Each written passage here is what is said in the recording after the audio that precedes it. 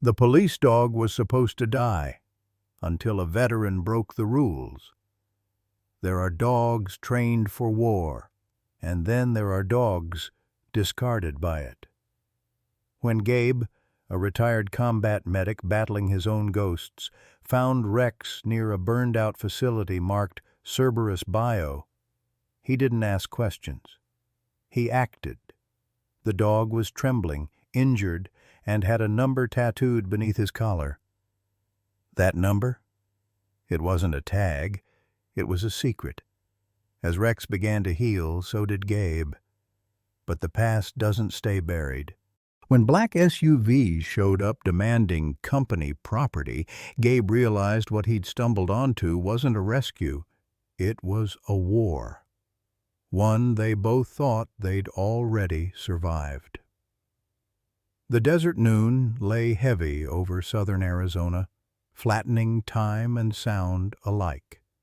It was the kind of heat that turned distant mountains into wavering mirages and baked the asphalt until it bled tar in slow-motion tributaries. Cicadas screeched from the lone ironwoods, a single manic choir that never seemed to inhale. Every exhale Gabe Ortiz took tasted of creosote and copper dust summer distilled to something savage. He walked the back road on autopilot, boots scuffing powder-fine grit that rose in eddies around his calves. Gabe had told himself the route was exercise, a chance to clear a mind still crowded with sandstorms of its own. But the truth, if he'd admitted it, was that the silence out here sounded more like Fallujah than any room in the farmhouse, and combat memories preferred familiar acoustics. A Black Hawk's rotor wash cracked across his thoughts, phantom and deafening. Gabe winced, adjusted the sweat-soaked ball cap lower over his brow, and pushed forward. He'd just passed mile marker 17, a sun-bleached post pitted by buckshot, when the first sound sliced through the cicadas. A whimper, high, ragged, impossibly small. Gabe froze. The noise fluttered again, thin as rice paper in a fire, and something inside his ribcage pinballed from past to present. Training took over, head tilting to triangulate, eyes sweeping for threat, fingers already closing around the Leatherman on his belt as though it were the Colt he'd carried for a decade. 10 paces off the blacktop where the shoulder crumbled into sandy weed beds, a stunted mesquite cast the only scrap of shade for 100 yards. Beneath its twisted limbs sat 3 shapes. No, collapsed there, he realized. Puppies. German shepherd, by the cut of their ears and the size of their overgrown paws. Each was cinched to the tree with the same fraying synthetic rope, the knot yanked so tight it stacked folds of tender neck skin like bruised accordion bellows. Gabe's chest constricted. Marine humor called it the heart twitch, the moment your pulse bangs against armor when you spot a wounded civilian, but he'd never felt it this sharply, not even under incoming fire. The puppies were past crying now, jaws open, tongues dusty pink and swollen. Flies worried at the mucus crusting their eyes. "Walk away," the skeleton voice of exhaustion croaked. "Call animal control. Keep moving. Not your war." Yet his boots were already moving, crunching across sun-seared gravel until the mesquite's scant shade swallowed him. Up close, dehydration etched deep valleys in each pup's muzzle. Rope fibers had sawn raw grooves into skin. One pup, a charcoal-coated male with a faint star between the eyes, lifted its head, mustered a threadbare growl. The attempt, brave and doomed, cracked Gabe's own throat. "Easy, little man," he murmured, words rasping like Velcro. He knelt, heat mirroring off baked earth into his face. With steady fingers he probed the knot, felt the coarse plastic bite into his calloused thumb. A flick of the Leatherman blade, quick twist rope slackened but the pup sagged rather than bolted, strength spent. Gabe's canteen held what barely qualified as a swallow. He tilted it, coaxed a single silver thread into his palm, then touched it to the charcoal pup's muzzle. The dog hesitated, nostrils flaring, before lapping faintly. Gabe did the same for the sandy-brown sibling, and the tiniest female a soot-gray coat interrupted by a stark white crescent on her chest. She shivered when water met her tongue, a tremor so violent Gabe feared she'd shatter. A truck roared by on the asphalt, AC humming loud in the cabin. The driver's sunglasses flicked toward them, lingered a heartbeat, then the vehicle accelerated, disappearing in a furnace blur. A second car slowed tourist plate's window, sliding down just far enough for a smartphone to peek out like a periscope. There was a digital click. A murmur, "Poor things. Someone should really—" And then the sedan pulled away, dust plume curling in its wake. Gabe's jaw locked. The taste of iron coated his tongue. Not blood, but a fury old as the first time he'd radioed for medevac and heard the whir of bureaucratic delay. He gathered the pups one by one, cradling them against the sweat-dark front of his T-shirt. Their combined weight was hardly that of his field pack, yet his shoulders trembled, taxed not by mass, but by the sudden gravity of choice. "You can't keep them," reason insisted. "You're barely keeping yourself." But then the little female pressed her nose beneath his chin, wheezing damp warmth onto the pulse there, and something tectonic shifted. A vow he hadn't authorized formed anyway. "Not another life lost on my watch." He adjusted the pups, forming a quivering triangle in his arms, and turned toward the shimmering road. The trek back to the farmhouse stretched 3 miles, each step a furnace blast. His boots sank into softened asphalt, soles threatening to blister, thighs cramping. Yet the deeper ache flared in muscles that had hardened around emptiness. The silent dinners since Mom's funeral, the empty bedroom where duty medals hung like mute ghosts. Those wounds pulsed now, alive because tiny hearts fluttered against his sternum. Halfway home a pickup barreled past, horn blaring, forcing Gabe to the shoulder. The driver's laugh floated in the hot wind. Crazy fool. But mocked heroism couldn't dent resolve now. At last the dirt lane appeared, lined by ragged ocotillo. Beyond, the Ortiz homestead slouched against the horizon like a weary sentinel. As Gabe trudged through the sagging gate, thunderheads bruised the sky to the south monsoon season's threat, but no cooling gust reached him. The farmhouse's paint, once cornflower blue, had sun-peeled to a ghostly gray. Windows reflected the pups in his arms, living, gasping proof that something could still be saved here. He kicked the porch door open with a boot heel. A photograph rattled on the wall, Mom, in her garden, smile bright despite oxygen tubing. And for a heartbeat, Gabe felt her presence, an approving nod he'd always chased. In the barn adjacent, dust motes waltzed in shafts of hard light. He lowered the pups onto a patch of shade, raced to drag an old army trunk across the floor, lid clanging open to reveal gauze, iodine, a half-full IV bag left over from tending a sick colt years ago. "Triage, Ortiz," he muttered, voice finding drill sergeant steel. "Stabilize, hydrate, reassess." His hands moved with the choreography of battlefield first aid: snip, flush, bind, yet every motion landed on fur instead of flesh, and the irony wasn't lost on him. He who'd patched soldiers in ruins now fought for lives that fit in his palms.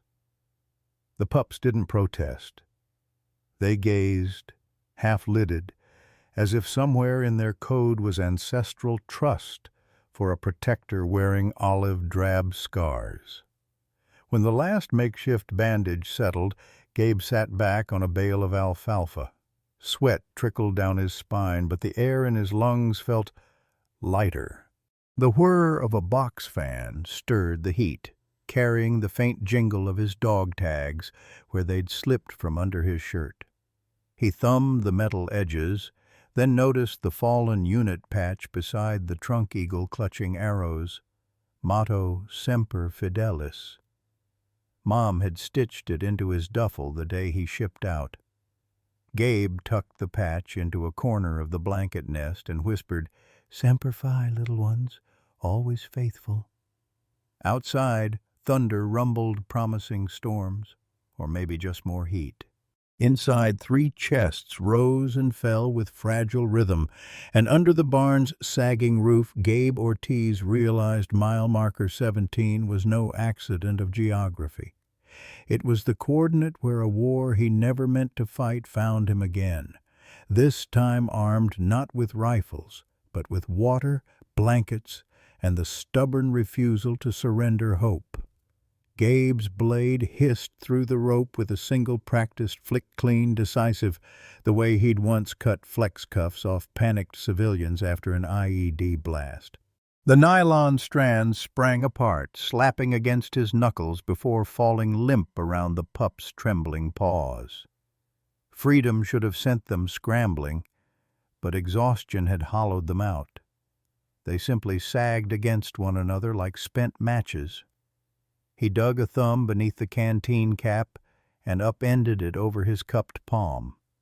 2 tablespoons of warm water no more gathered in the creases of his calloused skin. "Ration it," the soldier in him ordered. "Triage oldest first, weakest last." Instead, he knelt and offered the pool to the nearest muzzle without hierarchy or plan, because mercy refused to be metered today. The charcoal pup, rib sharp beneath dusty fur, stretched a dry tongue toward the liquid. Contact. A quiver zipped through his thin frame, a shiver equal parts relief and disbelief before he lapped in frantic microbursts. Gabe felt each rasp against his palm like a pulse returning. When the water was gone, he tilted the canteen again. One reluctant drop slid free and guided it to the sandy-brown sibling who waited with dazed eyes half closed. The pup swallowed, then nudged its nose against Gabe's wrist as if asking the question he dreaded. "Is there more?" The canteen was light, so light it might have floated away on the heat shimmer. Gabe swallowed down a curse, then angled it toward the female with the moon-white patch. Nothing. Not a bead. Panic flickered, sharp and dangerous, until he noticed condensation clinging to the rim. He scraped it with a fingertip and smeared the moisture across the pup's cracked gums. She shuddered, eyes fluttering like paper lanterns in wind, then exhaled a sigh so small it nearly broke him. A roar of tires snapped his attention up. A lifted F-150 barreled around the bend, chrome grills snarling, subwoofers thumping some bass-heavy anthem to indifference. The driver slowed as he passed the tableau sunburned veteran kneeling in dirt, 3 limp dogs at his knees, then punched the gas, pluming dust in a deliberate curtain that swallowed the scene. The truck's tailgate bore a decal, "Keepin' It Country." Gabe's jaw flexed hard enough his molars sparked. Seconds later, another vehicle, a silver crossover with out-of-state plates, rolled to a stop. The passenger window slid down, revealing a woman in designer sunglasses. Her phone rose like an oracle, lens glittering. "Oh my God, that's awful," she murmured, thumbs dancing, not to dial for help, but to capture proof of empathy. Gabe stared, waiting for a question, an offer, anything. Instead, the window zipped shut, the car pulled away, and the world shrank back to heat, dust, and the thin line between action and apathy. "Yeah," Gabe whispered after the disappearing taillights. "Awful." He pivoted to the pups. Their breath sawed in fragile rhythms, but the charcoal male already crowned little man in Gabe's mind refused to surrender posture.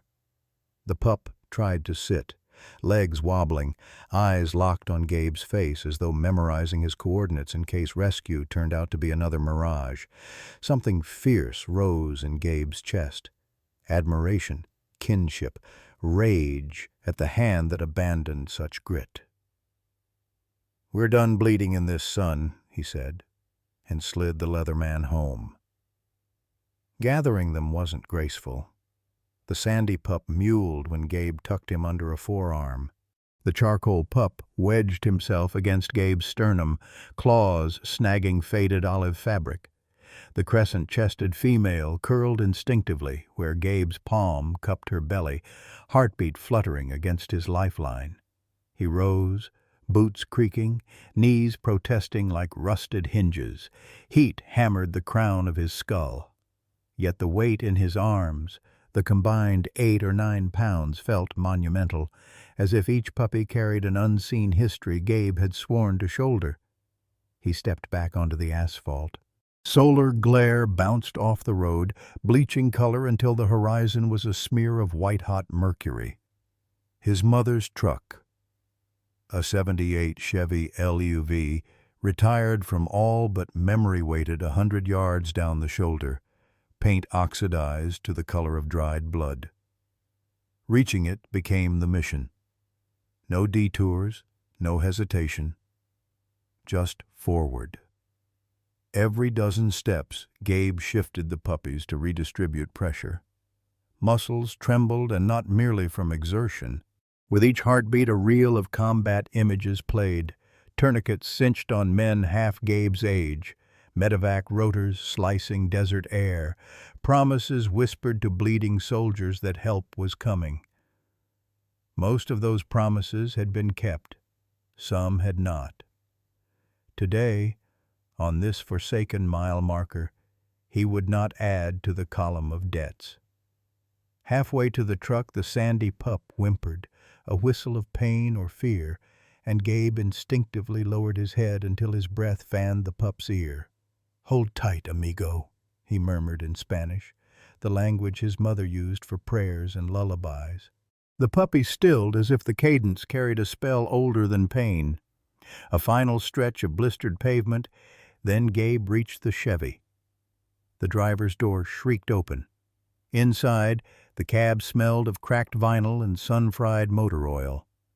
Gabe settled the pups on the passenger seat, layering his sweat-damp shirt beneath them as a cushion.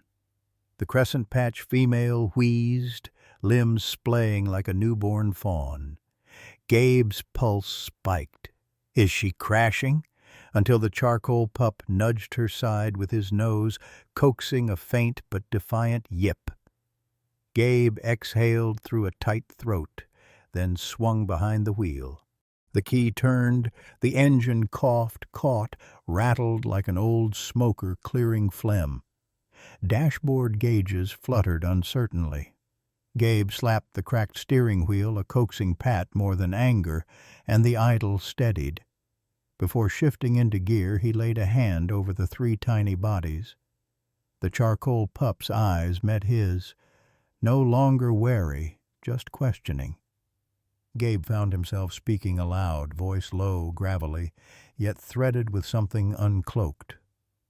"I don't know what the next hour looks like," he admitted, "but you've got me, all the way home." It wasn't a battlefield promise. It was bigger in its quiet scope. The truck lurched onto the road, heat waves distorting the mirrors. Behind them, the mesquite still cast its meager shadow, ropes coiled uselessly at its base relics of abandonment already surrendering to dust. Wind funneled through the missing side vent, whipping Gabe's bare shoulders. He glanced at the rear view. No vehicles, no help, but also no one coming to reclaim what they'd thrown away. The pups shifted with each pothole, a clumsy heap of ribs and paws, yet a single new rhythm emerged. 3 sets of breathing, sinking as if calibrating to the engine's thrum. Gabe's shoulders quaked once more. not from heat stroke, but the slow bleed of adrenaline, and he let the tremor pass unchecked. There would be more shaking later, more demons prowling the hallways of night. For now, he drove, knuckles white, eyes fixed ahead where distant thunderheads bruised the sky purple-gray. Rain was coming, maybe salvation, maybe flash floods, but it didn't matter. The farmhouse waited, and with it, the first chance in what felt like centuries for Gabe Ortiz to save something small and innocent and, in doing so, perhaps rescue the battered soldier still trapped beneath his own scarred skin. The Chevy rattled up the weed-choked lane like a relic searching for its own grave. Tall yucca stalks slapped the fenders. Powdered calichet ghosted into the cab, coating dashboard cracks and the pup's whiskers alike. Ahead, the Ortiz homestead crouched at the far edge of the property porch boards, sagging like an old man's shoulders, paint sun-bleached to the color of bone. A lone windmill creaked in place, rusted vanes squealing in protest each time a faint breeze teased past. Beyond the roofline, thunderheads massed in bruised purples, promising either baptismal rain or a fist-fight of lightning before nightfall. Gabe killed the engine beside the barn, listening to the tick-tick of cooling metal. Heat still radiated off the hood in distorted waves, but the shade beneath the loft's overhang felt 10 degrees kinder. He eased the passenger door open and lifted the pups one by one. Sandy, dusty, limp, but breathing steady, crescent-patched Nova shivering with fever sparks, and the charcoal male already Rex in Gabe's thoughts, struggling to stay upright, defiance flickering in exhausted eyes. The barn door groaned like a church pew. Inside, dust motes danced in pastoral sunbeams that cut through warped slats. Smell of hay long since spoiled mixed with motor oil and mouse musk. A familiar heaviness settled across Gabe's shoulders. This had been his father's kingdom of wrenches and welded dreams, a place where discipline meant grease under fingernails. After the funeral, Gabe had avoided it. Too many ghosts crowded the rafters. Today, ghosts would have to make room. He cleared a corner stall with his boot, kicking aside a rusted toolbox and a coil of barbed wire. On a pegboard hung a dented red first aid tin, the white cross nearly scraped away. He snatched it down, felt something rattle inside, gauze rolls stiff as parchment, half a bottle of iodine, a thermometer missing its mercury. Good enough had saved lives in Ramadi. It would have to save these. Next, he stripped the sweat-soaked shirt from his back and spread it atop a hay bale, layering a feed sack burlap over the fabric to soften prickly stems. The pups he set there gently, forming a loose crescent around Nova, whose breathing hitched with each inhale. Gabe rummaged through tack trunks until he found a baled stack of old bed linens, sun-bleached, mouse-chewed, but still cotton. He tore them into wide strips with methodical rips that echoed off roofs. As the first thunder rumble rolled through the valley, he could almost pretend it was rotor wash again, commanding, familiar, awful. He forced the memory back and focused on knots, dressings, triage. The thermometer would not cooperate. Mercury column broken, but Gabe gauged heat the way medics did when tech failed, back of hand to abdomen, feel for furnace. Nova's belly smoldered. He cracked the iodine cap, mixed 5 drops into a mason jar of hose water, and used a plastic syringe, formerly horsewormer, to squeeze the diluted solution past her gums. She gagged, blinked, swallowed. Good girl. A flash of metal caught his eye on the packed dirt floor. He knelt and lifted a small object caked in straw, a frayed unit patch eagle clutching arrows beneath the words Semper Fidelis. It had torn from the shoulder of his fatigues the day a roadside bomb flipped their convoy outside Anbar, a memento he'd thought lost forever. His father must have found it, tucked it here among tools, silent reminder that soldiering runs in blood no matter how far from a flag you stand. Gabe brushed grit from the stitching and set the patch on Nova's blanket like a sentinel. The eagle's spread wings curved protectively above her. Opposite the stall, an old wooden peg still held his mother's rosary. Glass beads the color of desert sage glimmered in the half-light, the crucifix tarnished but unmistakable. Gabe hesitated, thumb grazing the cross. He hadn't prayed in years. War had a way of welding shut the doors of heaven. Yet hearing Nova's rasp, Dusty's thin whimper, Rex's staccato breaths, each sound chipped at the welded seams. He lifted the rosary, looped it over a nail hammered at pup eye level, where the beads would sway gently, like a lullaby of light. Faith was Mom's language.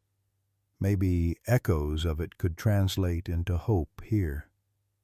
He resumed doctoring, cleaned rope burns with iodine sting that made Dusty yelp and Rex bare milk teeth in silent protest. Gabe whispered Spanish comforts his mother once used on him. Aguanta, corazoncito, hold on, little heart. He folded linen strips into makeshift Elizabethan collars to keep mouths from worrying the wounds. Rex accepted the collar, then nudged Gabe's wrist as if acknowledging a pact only warriors sign. Outside, wind picked up dirt devils that rattled loose siding. The dark clouds advanced in phalanx, thunder flogging the valley at rhythmic intervals like artillery spotting rounds. Gabe worked faster, mind dividing tasks into the triad that had kept him alive: assess, treat, secure. He filled a battered livestock syringe with hose water, added a spoon of honey scavenged from a crystallized jar on a shelf, improvised oral glucose, and trickled it onto Rex's tongue. The pup swallowed, and Gabe saw pupils sharpen, life surging against fatigue. Minutes slipped. Sweat tracked from Gabe's hairline down his spine, grit stuck like armor he couldn't shed. But when he leaned back on his haunches, the stall looked transformed. Where emptiness had ruled, now linen nests cradled fragile bodies. Where silence had shamed, now soft panting stitched the air. The first aid tin lay open but emptier, a battle standard spent in honorable service. Above, rosary beads clicked against the nail in rhythm with the wind, tiny prayers counting themselves. Gabe wiped his forehead with the back of a dirt-smeared hand, then reached for a permanent marker from the toolbox. On a scrap of cardboard, he wrote 3 names in bold strokes: Dusty, Nova, Rex, and propped it against the hay bale. Labels mattered. They announced to the universe that these lives were seen, catalogued, and therefore worth fighting for. As he capped the marker, lightning forked across distant peaks, illuminating the barn interior in a strobe of stark white. For a breath-long instant, Gabe saw the scene as if framed by some higher lens.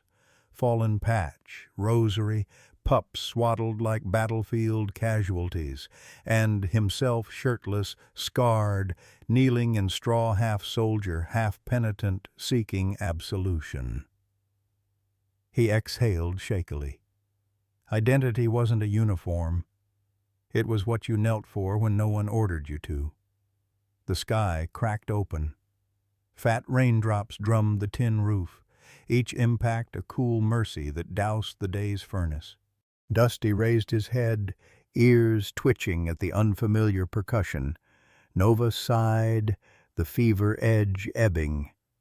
Rex, ever vigilant, rested his chin on Gabe's boot as if to anchor man and mission together. Gabe laid a steady hand on the pup's skull. "Storm's coming," he whispered.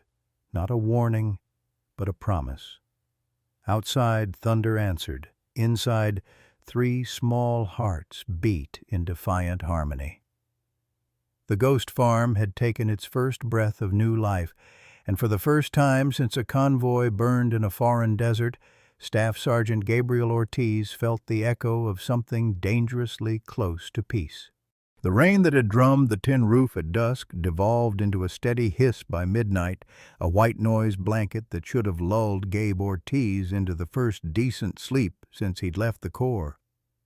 Instead, he sat cross-legged on the barn floor, watching steam ghost from Nova's flaring nostrils. The little female lay swaddled in flannel and torn bedsheet, crescent patch on her chest, dark with sweat.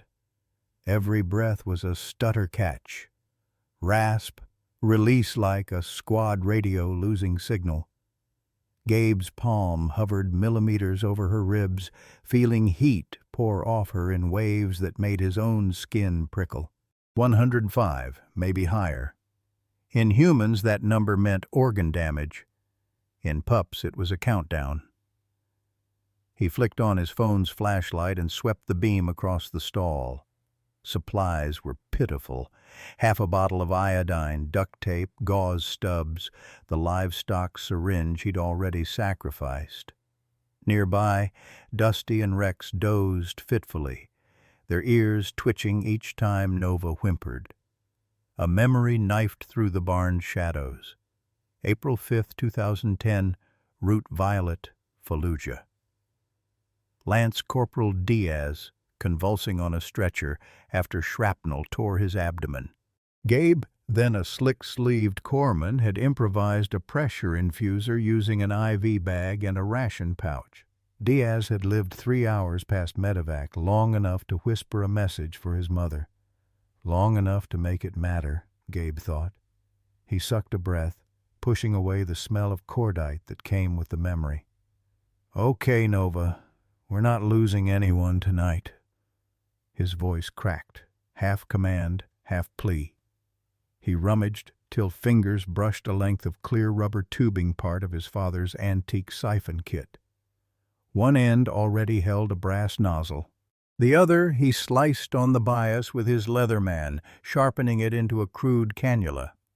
Next, he retrieved a pint mason jar, rinsed it with hose water, then filled it with a weak electrolyte mix. Honey, iodine speck, a pinch of table salt. Not sterile, but neither was the desert. Assess, treat, secure.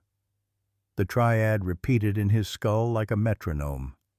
He looped the tubing over a rafter nail, jar dangling 4 inches above Nova's blanket. Gravity 4, he'd seen village medics in Helmand do more with less. Still, when he knelt to find a vein in her foreleg, his hands began to tremor. Not wild shakes. Those came later at home in the dark, but the fine vibration of adrenaline he used to hide by biting his tongue. Steady, Ortiz. He inhaled through his nose for a 4 count, exhaled on 6. The tremor softened.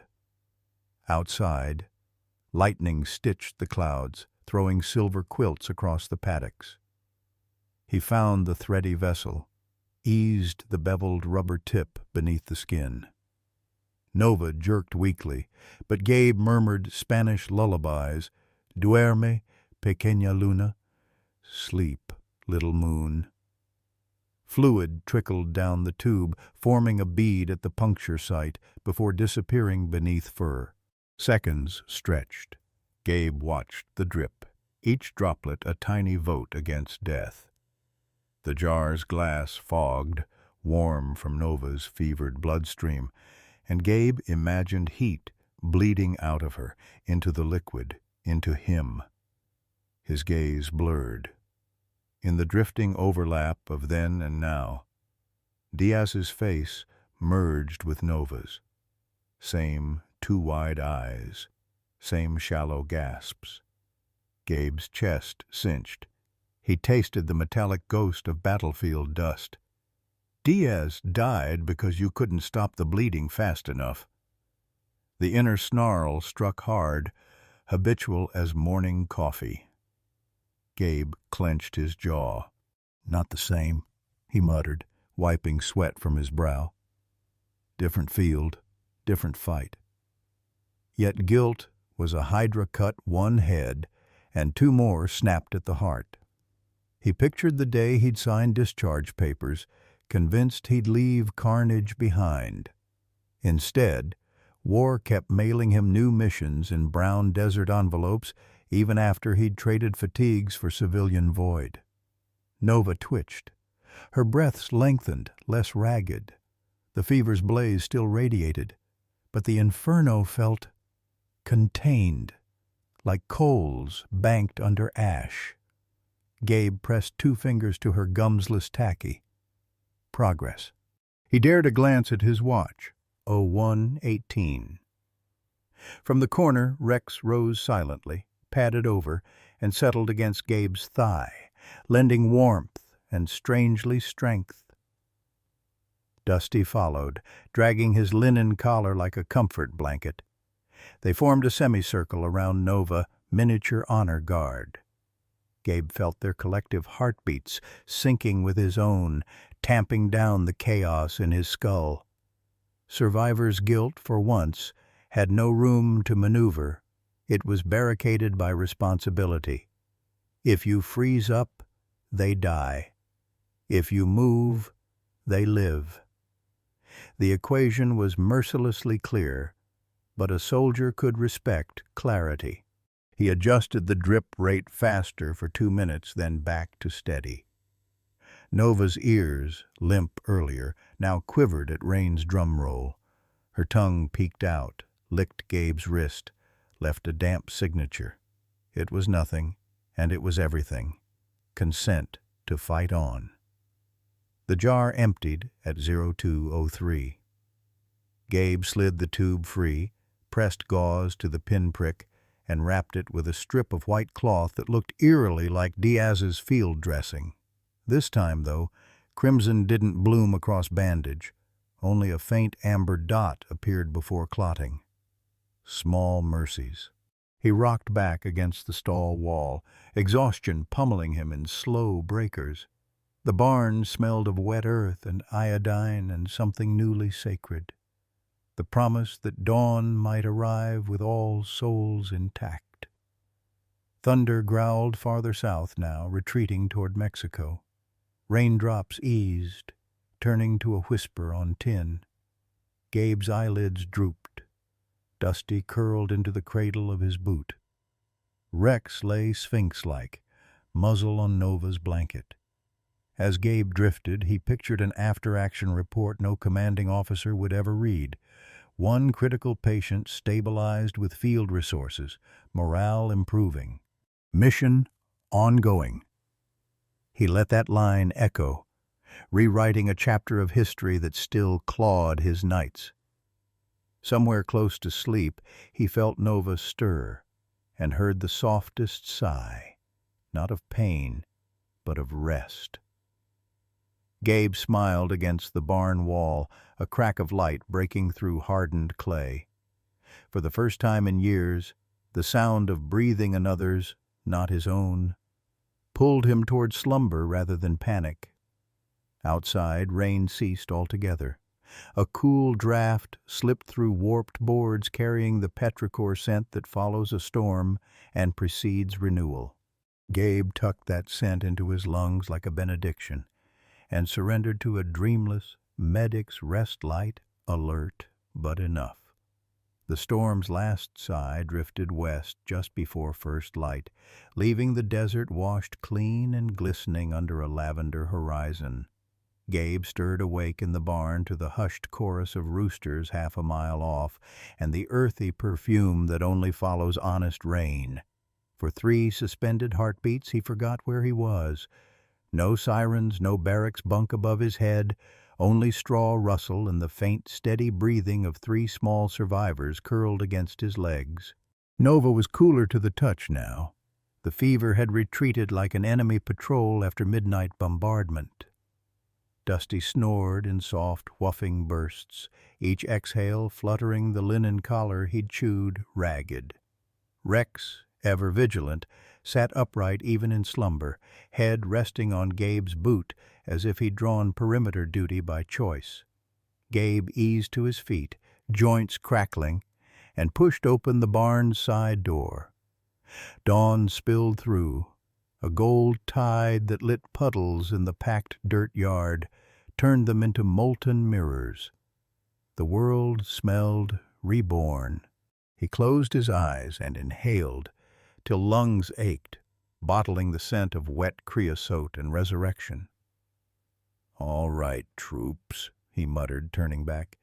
"Time for PT and hygiene." He carried the pups one by one to the patch of concrete outside the tack room where his father used to rinse down horses. The garden hose lay coiled like a sleeping snake. Gabe twisted the spigot and water gushed, first rusty, then clear and cold. Steam curled where it met warming air. He pinched the nozzle to a gentle fan, a soft rain of his own making. Dusty went first. The sandy pup toddled beneath the spray, paws splaying on slick stone.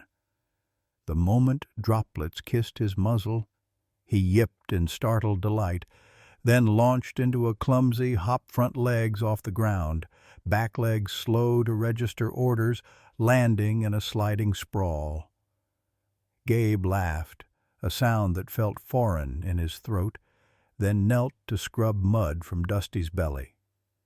Each touch released a new cloud of barn dust, turning rinse water opalescent. When Gabe shut the flow, Dusty shook himself with such gusto a halo of droplets glittered around him. He tried to bark, came out a hoarse croak, then, unabashed, pranced in circles, chasing his own tail. Comic relief confirmed, Gabe thought, ruffling damp fur. "You, my friend, are Dusty." Next came Nova. Gabe cradled her against his chest, mindful of the bandaged foreleg. Under the spigot's lowered arc, she tensed, eyes wide, but the water was warm by now, sun-kissed in the hose. Gabe cupped the stream so it trickled like summer rain over her spine. She closed her eyes, trust blossoming, and leaned into his palm as he massaged grit from her ears. When he rinsed the white crescent on her chest, dawn light struck the patch, making it glow like a lunar sliver against storm-gray fur. Gabe whispered, "Little moon," and Nova's tail gave one tentative sweep, as if acknowledging her baptismal name.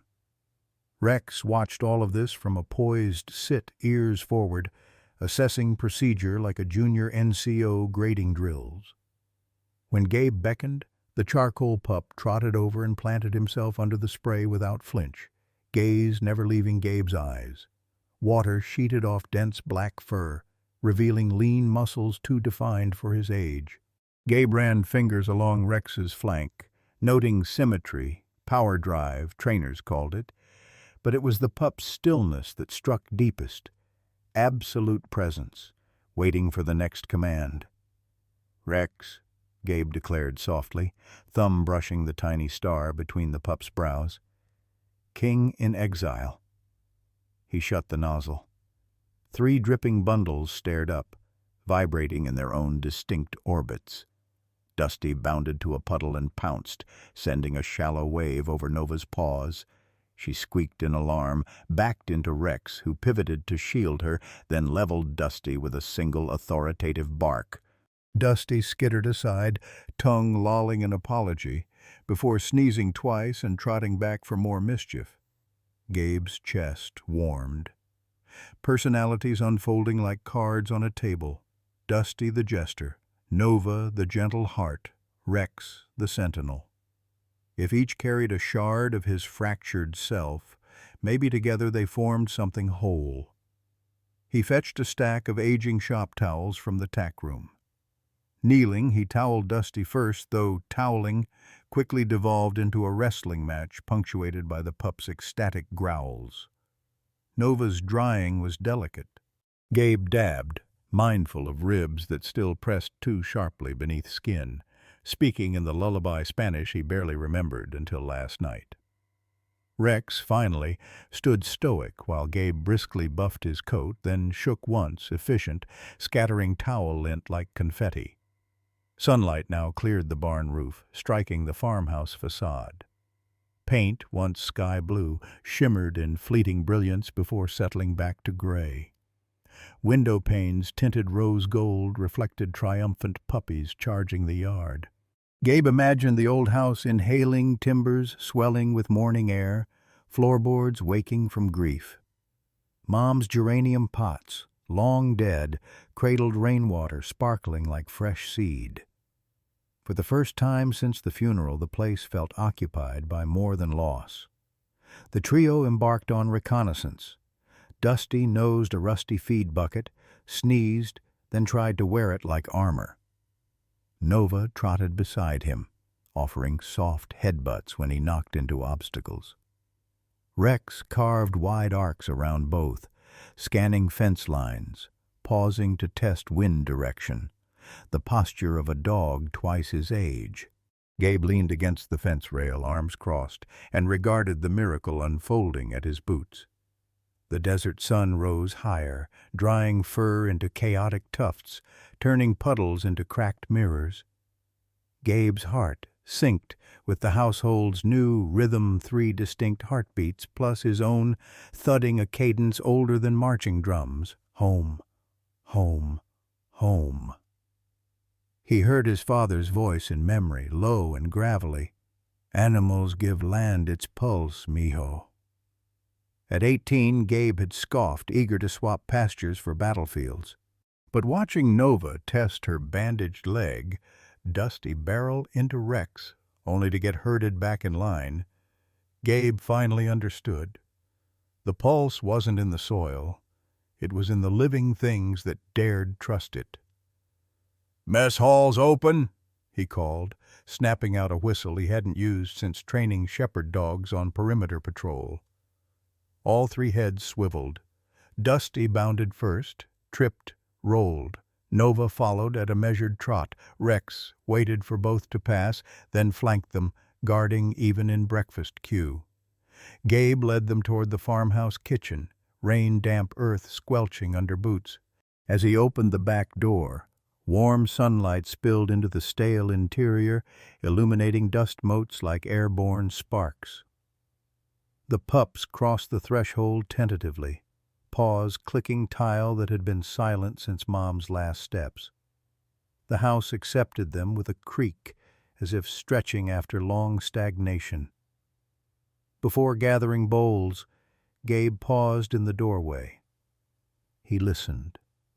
No cicada shriek, no rotor wash, just wind through mesquite and the soft patter of puppy paws exploring a once-empty kitchen. For a moment he closed his eyes and let the sound wash over battle memories, rinsing them like dawn's hose spray. He whispered to the rafters, and maybe to his mother.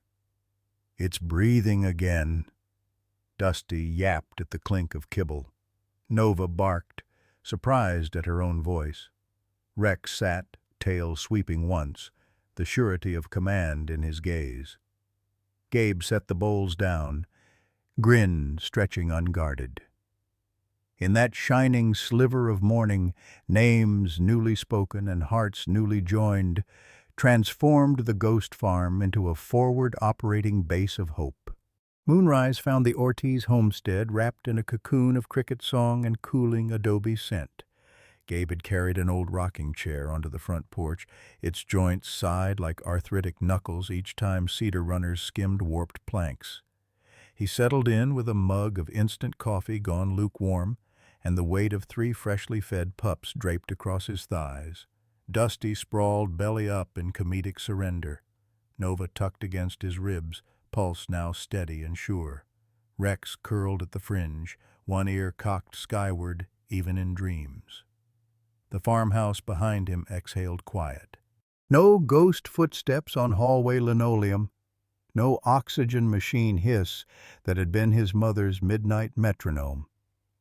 Only wind, sliding through mesquite branches, and an occasional pop from the wood stove he'd lit to chase damp from the walls. Yet Gabe's pulse drummed at a double-time cadence unrelated to any desert lullaby. The evening stillness had never been safe back in Anbar. Enemy fighters loved the hush after sunset.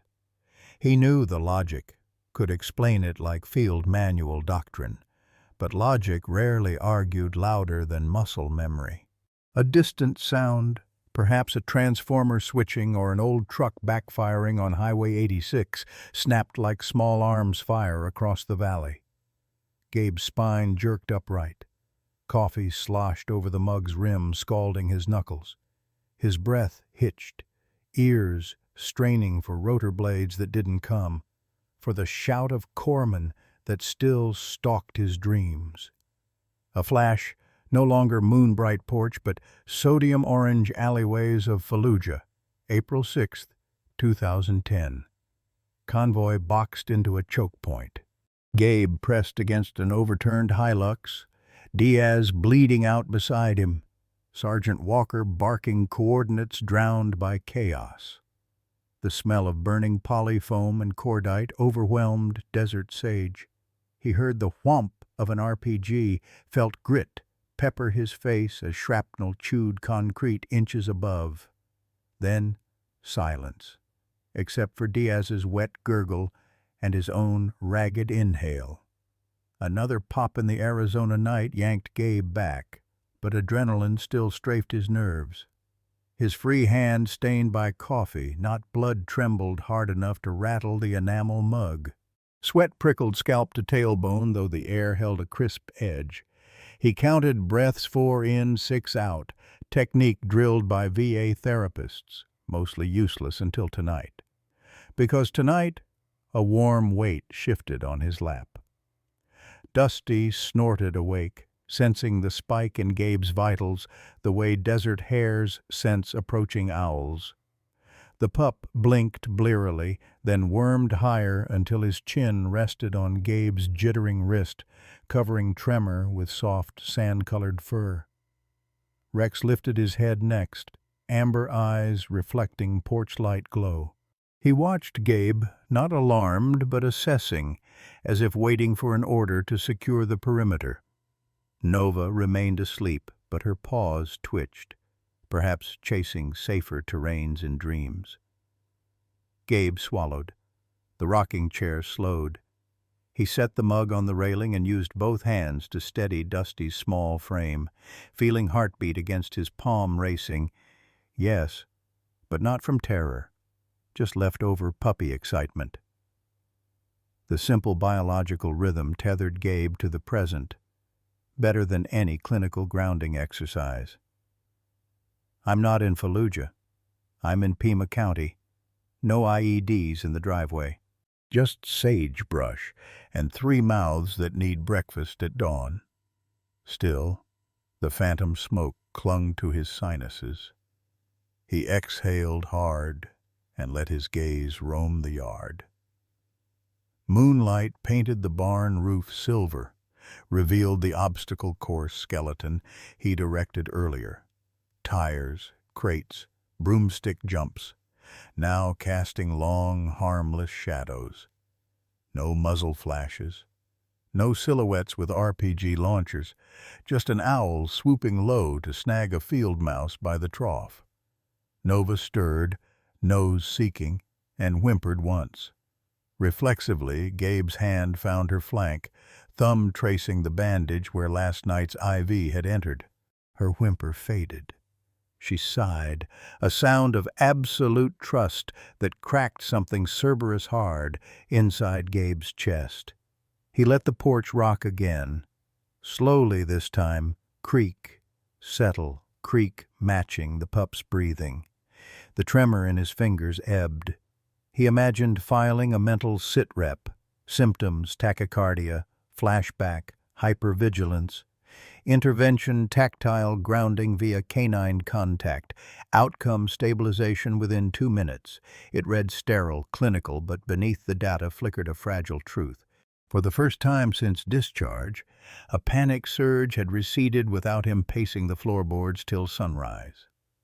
A breeze carried the faint metallic rattle of the windmill. Gabe lifted his gaze to the star-drenched sky, Orion's belt bright above the Black Mountain ridgeline. He used to navigate by those celestial pins during night patrols, telling FNGs the universe was one giant map if you bothered to look up. Somewhere along the way, he'd stopped looking. Dusty gave a soft woo-woo bark in his sleep, chasing some imaginary varmint, and Nova answered with a half-snore. Rex's head nudged Gabe's elbow permission to stand watch. Gabe chuckled under his breath. "At ease, Marine," he whispered, stroking between the pup's ears. Rex grunted but lay back down, front paws draped protectively across Nova's flank. The chair rocked again. Gabe noted the miracle in increments. Heart rate down, jaw unclenched, shoulders no longer fused to his ears. The sound of highway traffic remained distant and benign. Even the smell of coffee cooled to an earthy comfort rather than burnt powder. He shifted Dusty to a crook in his arm and reached for the mug, sipping what was now tepid but still welcome. Steam no longer fogged the rim. It was just coffee, not cordite-tainted river water gulped during firefight lulls. His brain distinguished the difference, and that acknowledgment felt like muscle exercises after weeks in a cast-minute, painful, necessary. From the doorway, the faint glow of the kitchen light spilled onto the boards. Gabe pictured the interior blankets drying near the stove, 3 bowls lined up like mess kits, the cardboard sign bearing their names pinned over the sink. In 24 hours, the ghost farm had sprouted routines, small and stubborn as desert lupine after first rain. Routines saved lives on deployment and saved sanity afterward. He'd just forgotten how to build them. A moth orbited the porch lamp, wings brushing glass with papery taps. Gabe's eyelids drooped. He wasn't foolish enough to think the night terrors were gone. Trauma never surrendered ground that quickly. But tonight, he'd gained a foothold. A forward observation post manned by 3 6-week-old sentries whose weapon was unconditional presence. "Good watch," he murmured, a phrase once reserved for Marines rotating out of guard duty. Dusty burrowed deeper, Nova's tail flicked. Rex responded with a silent nod of canine authority, and Gabe let the rocker settle to stillness, eyes slipping closed as moonlight gentled the yard. If the ambush returned in dreams, he knew now there would be counterfire. The soft thud of puppy paws as they scrambled atop chest and collarbone, pulling him back from bombed-out streets to a porch where only windmills creaked, and the smell of rain-washed mesquite promised a dawn worth waking for. The desert afternoon was quiet in that way that warned of change. Gabe secured the final plank on the pup's enclosure pallets and hay bales arranged more out of instinct than design when the wind shifted. A rusted pickup creaked into view, coughing smoke. Dusty froze mid-play. Nova vanished under a tunnel of hay. Rex moved to Gabe's side, silent, bristling. The man who stepped out looked carved from old leather and harder truths. A cattle prod hung from his belt like punctuation. "Name's Ray Granger," he said. "Heard a guy out here's got 3 shepherd pups that don't belong to him." Gabe didn't flinch. "These pups belong to themselves." Granger smirked, flashing a gold crown. "Dogs like these? Valuable stock. My associates paid heavy for the bloodline." He eyed Rex. "Bet there's a breeder's mark under that one's ear. Mind if I check?" Rex growled. Gabe stepped between them. "You touch him, you lose the hand." The grin dropped. "Walking off with military dogs? That's theft, soldier." Gabe stood tall. "I found them dehydrated, tied to a tree. I rendered aid." Granger's smile twisted. "You just made this personal. And fences?" He nodded at the property line. "They keep trouble out and pen you in when fire comes." Then he was gone, dust tailing behind him like a fuse. Rex pressed against Gabe's calf, muscles tight. Gabe knelt, whispering, "Good awareness, Marine." Dusty bounded back, oblivious. Nova leaned into Gabe's thigh with a sigh too old for 6 weeks. That night, Gabe headed to the storm cellar. The old hatch creaked open like a vault. He descended into cool earth, memories thick as the air. There, against the wall, sat a military footlocker O. Ortiz stamped faintly. He hadn't seen it since his father's gear came back from Beirut. Gabe forced it open. Inside, desert fatigues, letters tied in ribbon, a folder stamped with a Cerberus Logo 3, snarling dog heads over a sword. Title: Project Cerberus, Confidential Breeding Program. He flipped through pages. Pedigrees. Metrics. One name jumped out. Titan, a war dog credited with saving Marines in Syria. Rex's face stared back from the grainy photo, same eyes, same star mark. Then the line that turned Gabe cold. Batch C09. Disposition: terminate. Red ink, signed by Dr. Elliot Mercer. The pups had been marked for destruction before their eyes even opened. Below it, an invoice paid in cash by a name Gabe recognized, Connor Slate. The same Slate Granger mentioned, breeder, disposal contractor. This wasn't abandonment, it was an erasure. Gabe swallowed hard. They weren't rescue strays. They were survivors of a system that saw them as assets or threats. He tucked the folder into his jacket, closed the locker, and climbed back to Starlight. Rex waited by the barn, nose to the wind. Gabe dropped to his knees, touching the star-shaped mark. "They tried to erase you before you even began," he whispered. "But you're still here." Nova limped over, pressing her crescent chest against Gabe's wrist. Dusty followed, rope toy flailing. Gabe exhaled. Tomorrow, they'd train harder. And after that, they'd fight smarter. Back inside, a beeswax candle flickered in the kitchen. The power worked, but light drew attention, and Granger's kind liked to watch from dark places. On the table, the Cerberus folder. Beside it, Gabe's old flip phone, screen glowing, "Call Sheriff Boone?" His thumb hovered. He imagined how that would play out. The folder disappears into evidence. The dogs vanish for safety. Someone forgets to check the euthanasia tag. He saw Nova behind bars. Rex betrayed again, Dusty whining in a cold kennel. No.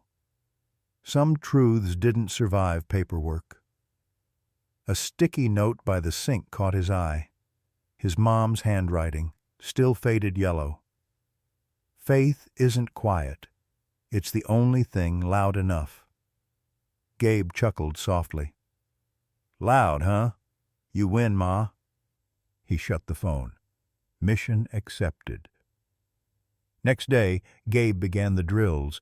He repurposed obstacles from old farm junk, a tunnel from tires, a balance beam from paint buckets, jump rails made from broomsticks. He blew the whistle. The pups came running. Rex, precise, steady. Nova, cautious, methodical. Dusty, a chaos comet with too much joy for one tail. Gabe barked commands like it was boot camp. He praised like a big brother. He laughed, and later he cried. The kind of crying that comes after holding too much for too long. Rex responded with quiet dignity, laying a paw on Gabe's chest. Nova licked his cheek. Dusty brought a rope, determined to fix sadness with tug-of-war. Gabe let them. Because these weren't just dogs. They were witnesses. They were proof. And they were family. That evening, moonlight silvered the fields. Coyotes howled from the ridge. Gabe sat on the porch, shotgun near, Rex at his side. A tin can rattled tripwire. Gabe stood, breath held. Rex froze, then growled low. A silhouette darted by the fence line, animal, not man. Still, Gabe's muscles stayed wired. Granger had promised fire, and Gabe had every intention of returning it if needed. The coyotes vanished. The pups slept. But Rex stayed alert, watching the dark. Gabe whispered, "Out there, no one tells you how loud the quiet gets once the shooting stops." Rex leaned into him, solid weight, not answering, just present. The next morning, Gabe drove into town with the Cerberus folder stuffed inside a cereal box labeled Oats and sealed with duct tape.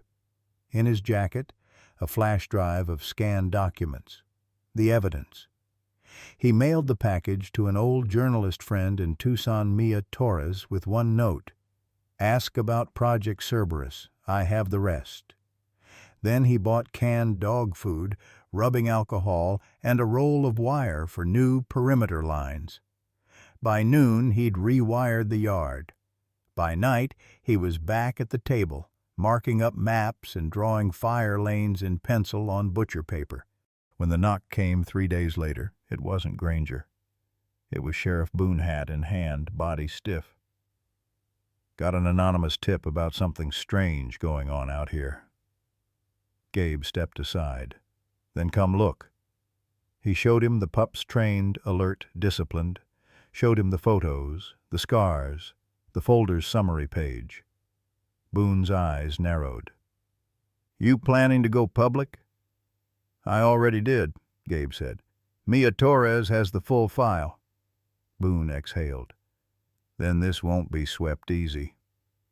"No, sir," Gabe said. "It won't."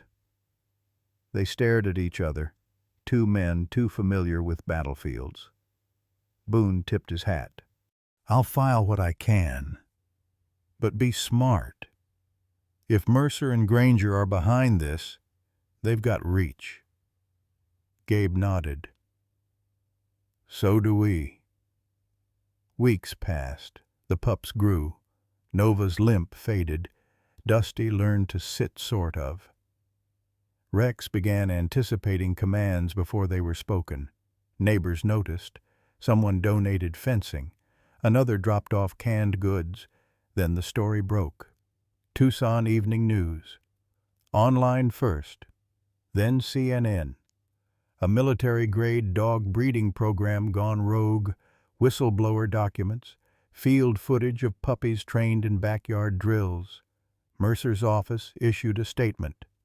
Granger vanished. But the world had seen Rex's eyes, heard Gabe's voice, read the dossier. Cerberus couldn't unring the bell. Gabe stands in the middle of the training yard, now expanded, fortified. Signs read, Canine Unit C09 Sanctuary. Training Grounds, Civilian Therapy Program. Children from the local shelter visit once a week. Veterans come to learn commands, not cope alone. Dusty races in circles, trailing a squeaky toy. Nova demonstrates a textbook sit-stay for an 8-year-old boy. Rex walks the perimeter, still the sentinel. Gabe calls, "Recall!" and 3 shapes converge. He kneels. They crash into him. And for a moment, all war is gone. Just dust, laughter, breath, and trust. That night, under the same stars Titan once patrolled, Gabe writes in his mother's old journal, "Names make farewells harder," Granger warned me. Good. That means they matter. He signs it, Gabe Ortiz, caretaker, handler, dad. Dawn painted the Ortiz acreage in rose gold, the same shade a medic once called Hope's first bruise. Gabe figured that was accurate. He slung a length of PVC pipe across his shoulders and surveyed the obstacle course he'd built from scrap wood, hay bales, tires, and grief. It wasn't much, but it was his. From the porch, 3 silhouettes waited. Dusty, vibrating with energy. Nova, quiet and cautious. and Rex, perfectly poised without being told. Gabe clicked the whistle. "Formation!" Dusty galloped, tail spinning like a propeller. Nova trotted, eyes locked on Gabe. Rex followed, silent, precise. "Morning briefing," Gabe announced, pacing like a drill sergeant. "Mission, burn energy, build trust, and Private Dusty stay upright." Rex slid through like ink in a pipe. Nova hesitated halfway, then pushed forward at Gabe's soft encouragement. "One paw, two paw, little moon, you got this." "Dusty?" He rocketed in, somersaulted out, and landed in a patch of purple verbena with a yodel. Gabe laughed. Daylight laughter still felt strange. Rex crossed with parade precision. Nova wobbled, steadied with Gabe's light touch, and finished strong. Dusty belly flopped, slid off, climbed back, and exaggerated every step like a comedic ballerina. 3 coffee cans in sand. One smelled of gun oil, one of hops, one of coffee laced with a strip from Rex's old bandage. Gabe knelt. "Find the one that means us." Dusty sniffed wildly, sneezed, rolled onto his back. Nova pawed the coffee can, looked up, then barked, soft and certain. Rex followed, tapping the lid gently. "Mark," Gabe said, tossing treats. Dusty spun for his. Nova caught hers midair. Rex waited until his piece stopped bouncing. They drank from the trough.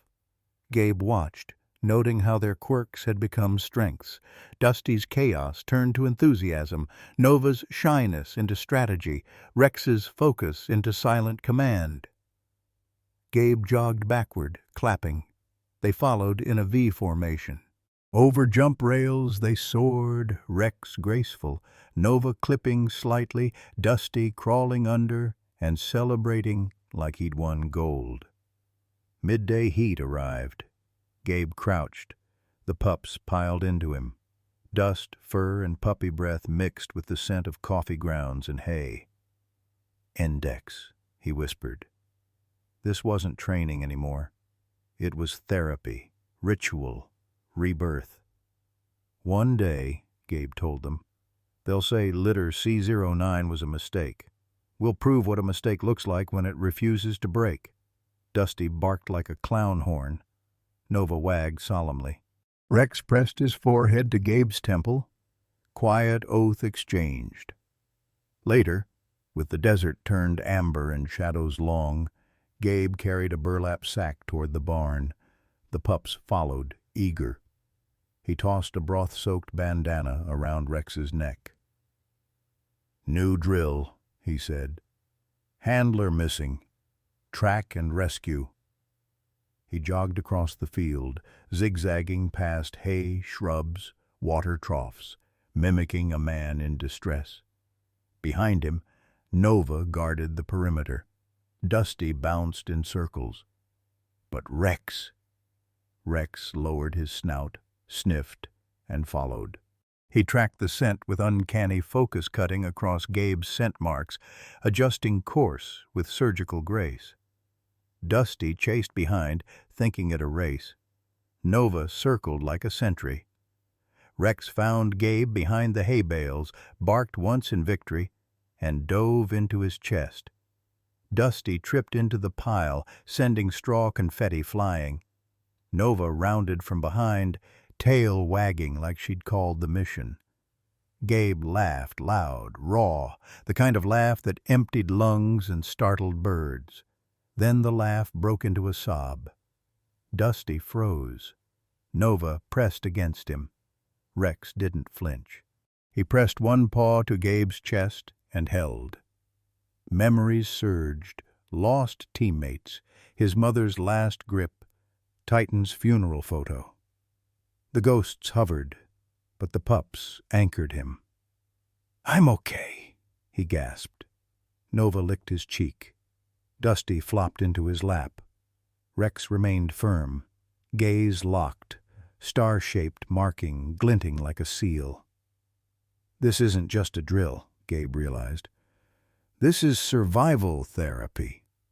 Tears dried, breath steadied. "You broke me forward, King," he whispered to Rex. Rex chuffed in acknowledgement. Nova nosed Dusty back into motion. Gabe stood.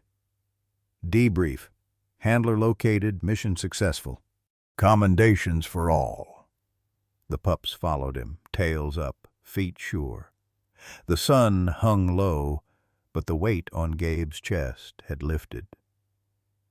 That night, Gabe sat on the porch, shotgun resting nearby. Rex sat beside him, ears triangulated to every sound. Coyotes called from the arroyo. Gabe whispered, "Coyotes." Rex rumbled low, not a bark, just a promise. Cans clinked, tripwires trembled. Gabe's grip tightened. Rex held position. Another coyote yipped, closer this time. The desert seemed to pause. Dusty barked inside. Nova howled once in alarm. Gabe racked the Remington metal speaking territory. Silence returned. Then, a shape. At the edge of moonlight. A coyote, watching. Rex growled, deep and deliberate. Gabe waited. No shot fired. The animal turned, vanished into sagebrush. Gabe exhaled slowly, lowered the weapon. "Good read," he murmured to Rex. They stayed seated, soldier and sentinel. The Milky Way pulsed above. Lightning flickered across the border. Gabe named stars softly, Orion, Antares, and Rex rotated his ears in time. "I was never warned," Gabe said, "how hard the quiet hits after the shooting stops." Rex leaned against his leg in answer. "I live here now, too," his weight seemed to say. Inside, Dusty rattled the baby gate. Nova whined softly. Gabe stood. "Pack's restless?" "Duty calls." He swept the yard one last time. Tunnels, tires, beams, not tactical, but sacred. Coyotes sang again, fainter now. Gabe nodded to the night, then closed the door. Inside, warmth. Dusty bounded. Nova pressed close. Rex patrolled one last circle, then curled by the door. Gabe dropped to the floor. "Stand down," he whispered. Nova curled into his lap. Dusty snuggled tight. Rex watched outward, half-lidded, alert. The coyotes kept singing. But inside this worn-down house a new perimeter held, guarded not just by fence and firearm, but by bond. Between a scarred medic and the pup who'd inherited a fallen hero's legacy.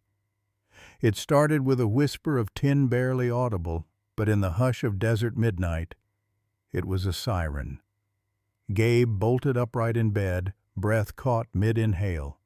His eyes shot to the window, nothing but darkness beyond the moonlit frost on the glass. No barking yet, just stillness. Then, chink, chink, the fishing line perimeter rattled again. 2 cans, east gate. He was moving before thought registered, bare feet sliding into boots, hand grabbing the shotgun from beneath the cot. The floor creaked once. He cursed under breath. Too loud. From the living room, a low growl unfurled. Rex. Not full bark, just a throat-deep vibration of awareness. Gabe didn't need more confirmation. "Stay," he whispered to the pups, still curled in their crate. Dusty sat up, ears rigid. Nova quivered but obeyed. Gabe nodded, then padded toward the door, slipping the safety off with his thumb. Outside, the air was crisp, too cold for the sweat now blooming under his arms. The yard lay under a brittle coat of starlight, every tool and barrel casting long, skeletal shadows. His boots hit the porch stairs without a sound. Rex was already crouched at the base of the steps, nose to wind, tail stiff as steel. Then, flash. A white strobe blinked from behind the kennel shed. Not lightning, a camera. Gabe's pulse slammed. "Visual contact. We got a shooter," he hissed. Rex needed no further command. He launched like a shadow shot from a bow. "Wait!" Gabe followed, skirting the fence line. But Rex was already a streak, paws silent on gravel, angling toward the south pen. Behind the kennels, the figure moved fast, tall, lean, masked in black. Night vision goggles glinted green. He swung the camera back toward the pen, snapped 2 more rapid shots. Click, click, then turned to run. Thwip. His foot caught something. Tripwire. Boom.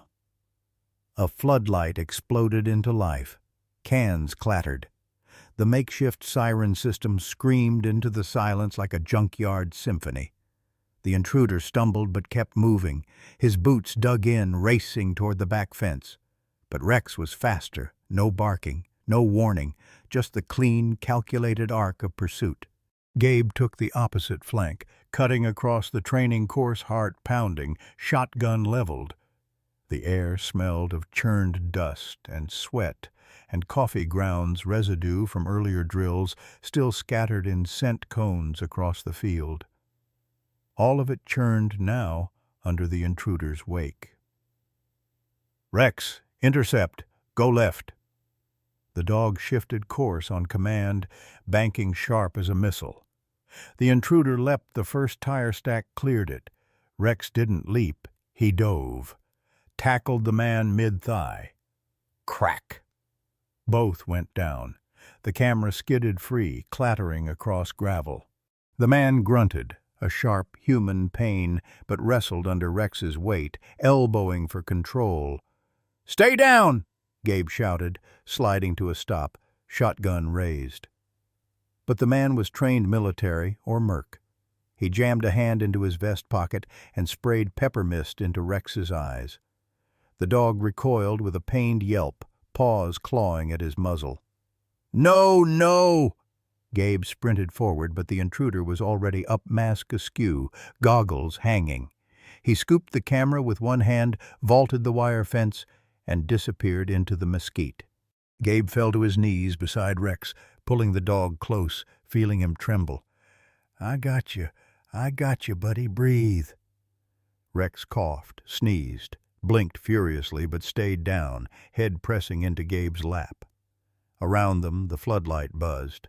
The silence now returned was thick, not peaceful, but charged. Dust hung like ghosts in the air. Gabe's fingers tightened in Rex's ruff. That wasn't a thief. That was recon. 15 minutes later, back inside the house, Gabe gently flushed Rex's eyes with saline. The pup squinted, flinching with each drop, but let him work. His chest rose and fell with fast, shallow pants. Dusty stood nearby, whining, tail low. Nova watched from the doorway, tiny hackles raised. The camera. Gabe had seen it, a Nikon 8500, long lens. Not random, and the target wasn't tools or feed. It was them. The pups. Rex. This place. His hands trembled slightly as he bandaged Rex's leg, a scrape from the tackle. His own heart hadn't slowed yet. "Someone knows," he muttered. Rex made a soft noise, part groan, part whine, and pressed his head against Gabe's chest. The sound cracked something in him. Gabe leaned back against the cabinet and let out a breath that became a low, broken laugh. Not because it was funny, because it was familiar. It always starts with recon. Then come the threats. Then someone gets hurt. He looked down at Rex, so small still, yet already bleeding for him. "Welcome to the war, soldier," he whispered. Then added, quieter still, "This time we don't leave anyone behind." Outside, the wind stirred the tin can perimeter. No coyotes tonight, only men. And this time, they'd crossed the line. The sheriff's office still smelled faintly of cigar smoke and coffee gone bitter from sitting too long on the hot plate. Morning light filtered through dusty blinds, striping the linoleum like prison bars.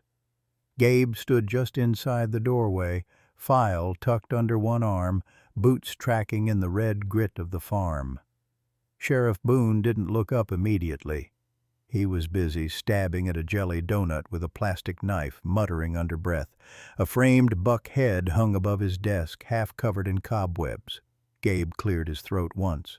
Boone looked up, flinched at the sight of him. Sweat-stained shirt, bandaged hand, eyes sunken from another sleepless night. "Gabe Callan. Heard you were back. Thought you were done with this dusty little county?" Gabe stepped forward, dropped the file onto the desk. "Was. Thought I could raise a couple pups in peace. Turns out I was wrong." Boone raised one brow, wiped powdered sugar off his shirt. He opened the folder. Inside, printed screenshots from Gabe's old trail cam footage, blurry stills of the masked man near the kennels, a sketch of the camera lens he'd seen, handwritten notes, and one of Rex's bandages soaked faintly in blood. Boone sighed. "Trespassing, huh?" "Tactical trespass," Gabe corrected. "Came in at 2:14 a.m., bypassed the north fence, tripped my perimeter line near the kennels, had a high-res camera, took pictures of the dogs, engaged, pepper spray to the face, dogs injured."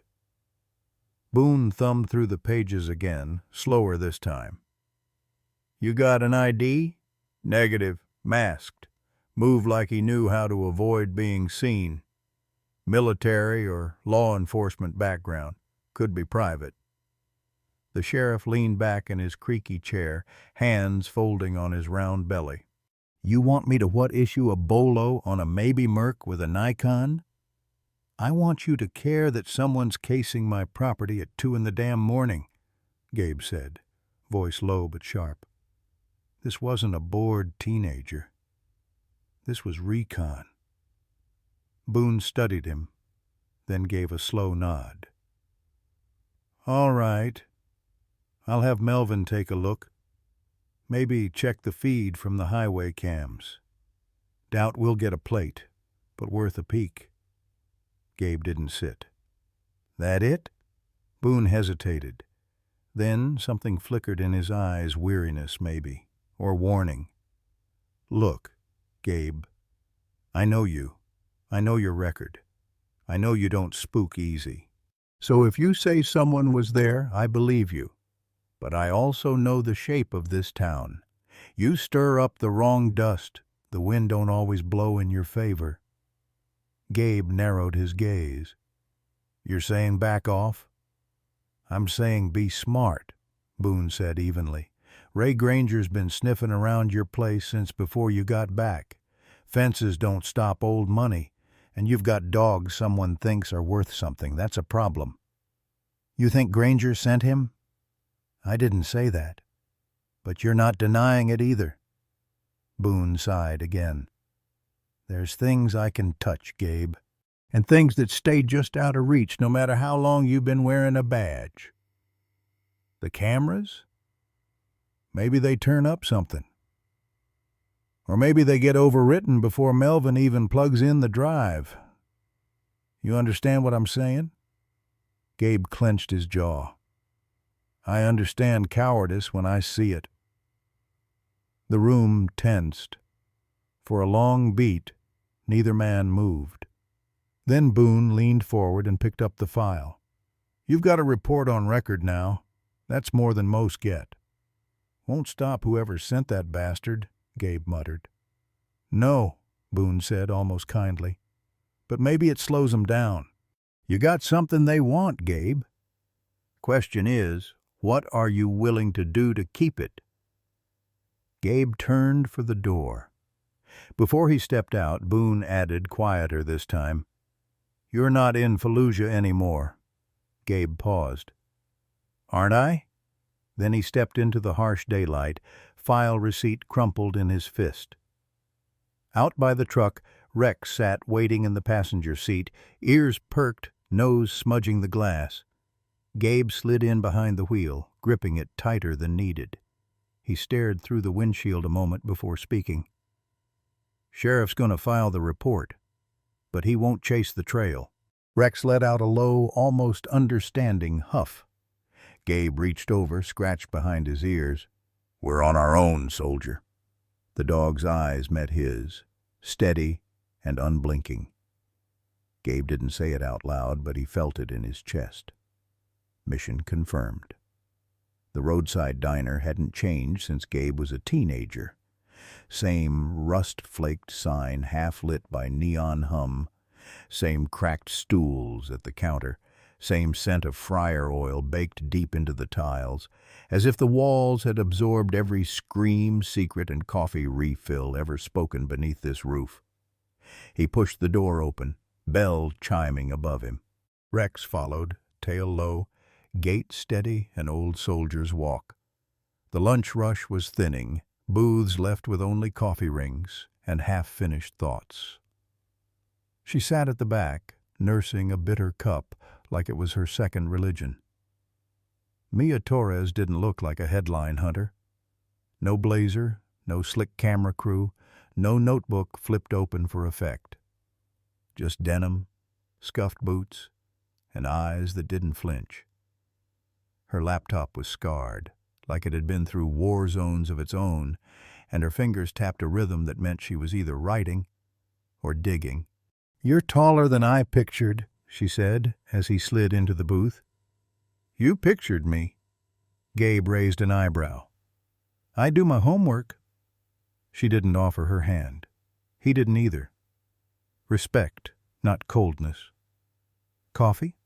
she asked, then answered for him by sliding over a second cup. "Black, 2 sugars, like your service file." Gabe sipped. Too sweet. He didn't say a word. Mia leaned back, arms crossed. The break-in made local buzz, but the footage didn't. Funny how things disappear in towns like this. I started sniffing when I saw your name on the incident report. Ex-Marsoc. Honorable discharge. Decorated. Then poof, you vanish from the grid for 6 years. No credit history, no property, no nothing. Then you pop up in a ranch outside Fairburn with 3 working-line shepherd pups and a 1,000-yard stare. "You read my mail too?" Gabe asked. "I read patterns," she replied. "And this one stinks." He didn't confirm, but he didn't deny either. That was enough for her. "I think you know something about Project Cerberus." The words landed like weight on the table. Gabe's jaw clenched. "You throwing darts, or do you have the damn board?" Mia didn't blink. "The dogs, they're not just shepherds. They're tagged with a litter code that doesn't exist in public breeding registries. But it does appear in one declassified memo from a DOD ethics committee. Litter C09, Cerberus Division, designed for tactical ops, terminated under black budget clause in 2015. She paused. "One of them was named Titan, right?"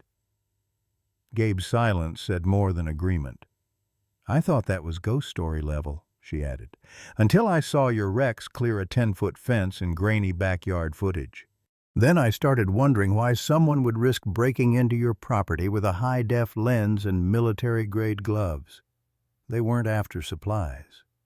They were taking inventory." Gabe finally met her eyes. "Why does this matter to you?" Mia hesitated. For the first time, her voice softened. "Because my brother died in Operation Lancer. The report said it was a misfire, but he called me 4 days before, said they were field testing animals, said something felt wrong." Gabe leaned back, wind knocked out of him by the familiarity of grief wrapped in secrecy. "I need to get to the bottom of it," she said. "But I can't do that if they disappear again. or if someone silences you. A waitress dropped the check, unaware that what hung in the air wasn't flirtation, but quiet rebellion. Mia slid a USB drive across the table. Everything I have: emails, requisition forms, an unredacted whistleblower statement. From a handler named Leeds, all roads lead to Cerberus. You guard the dogs, I'll expose the bastards who made them and left them for dead. Gabe didn't reach for it yet. You really trust someone like me? He asked.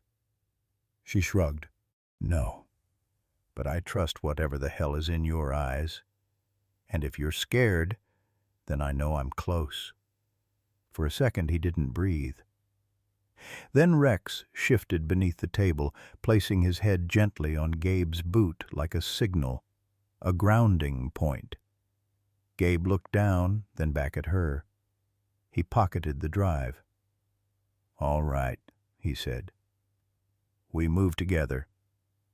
But you stay behind the line. She smirked, grabbed her coat. I'll stay behind the line until it moves. They left without a handshake, but something had changed between them, an unspoken contract forged in secrets and guarded by dogs. Out in the parking lot, the sky was bruised with sunset. Mia's hatchback wheezed to life beside Gabe's truck. He watched her pull away, taillights fading into the dust. Rex climbed into the front seat, gave a small, satisfied huff. Gabe muttered, "Guess we've got a journalist now." Rex blinked once. It was the closest thing to a smirk he ever gave. The motel lamp cast a jaundiced glow across cracked wallpaper, a silent witness to late-night obsessions. Mia Torres sat cross-legged on the polyester bedspread, her laptop humming like a restless mind. Coffee, long gone cold, sat beside an open folder, its contents fanned out like a deck of sins. A war budget spreadsheet flickered on screen. Project Cerberus nested inside Department of Defense Black Ops spending, itemized like commodities. K9 Unit C09, 3.1 M, neural stress conditioning, 1.8 M, genetic viability culls, discretionary. Mia's fingers paused over the keys, breath hitching as she highlighted the next line. Supervising Behavioral Specialist, Dr. Elliot Mercer. She opened the PDF tagged Leads Unredacted. It wasn't just testimony, it was an indictment. Performance failures were treated as genetic flaws. Dr. Mercer implemented a policy known internally as the cull. K9s deemed emotionally compromised were destroyed, regardless of previous service. Titan was a category red empathic, overly attached. He broke protocol to shield a child during a village sweep. That action earned him a bullet, not a medal. Mia clenched her jaw.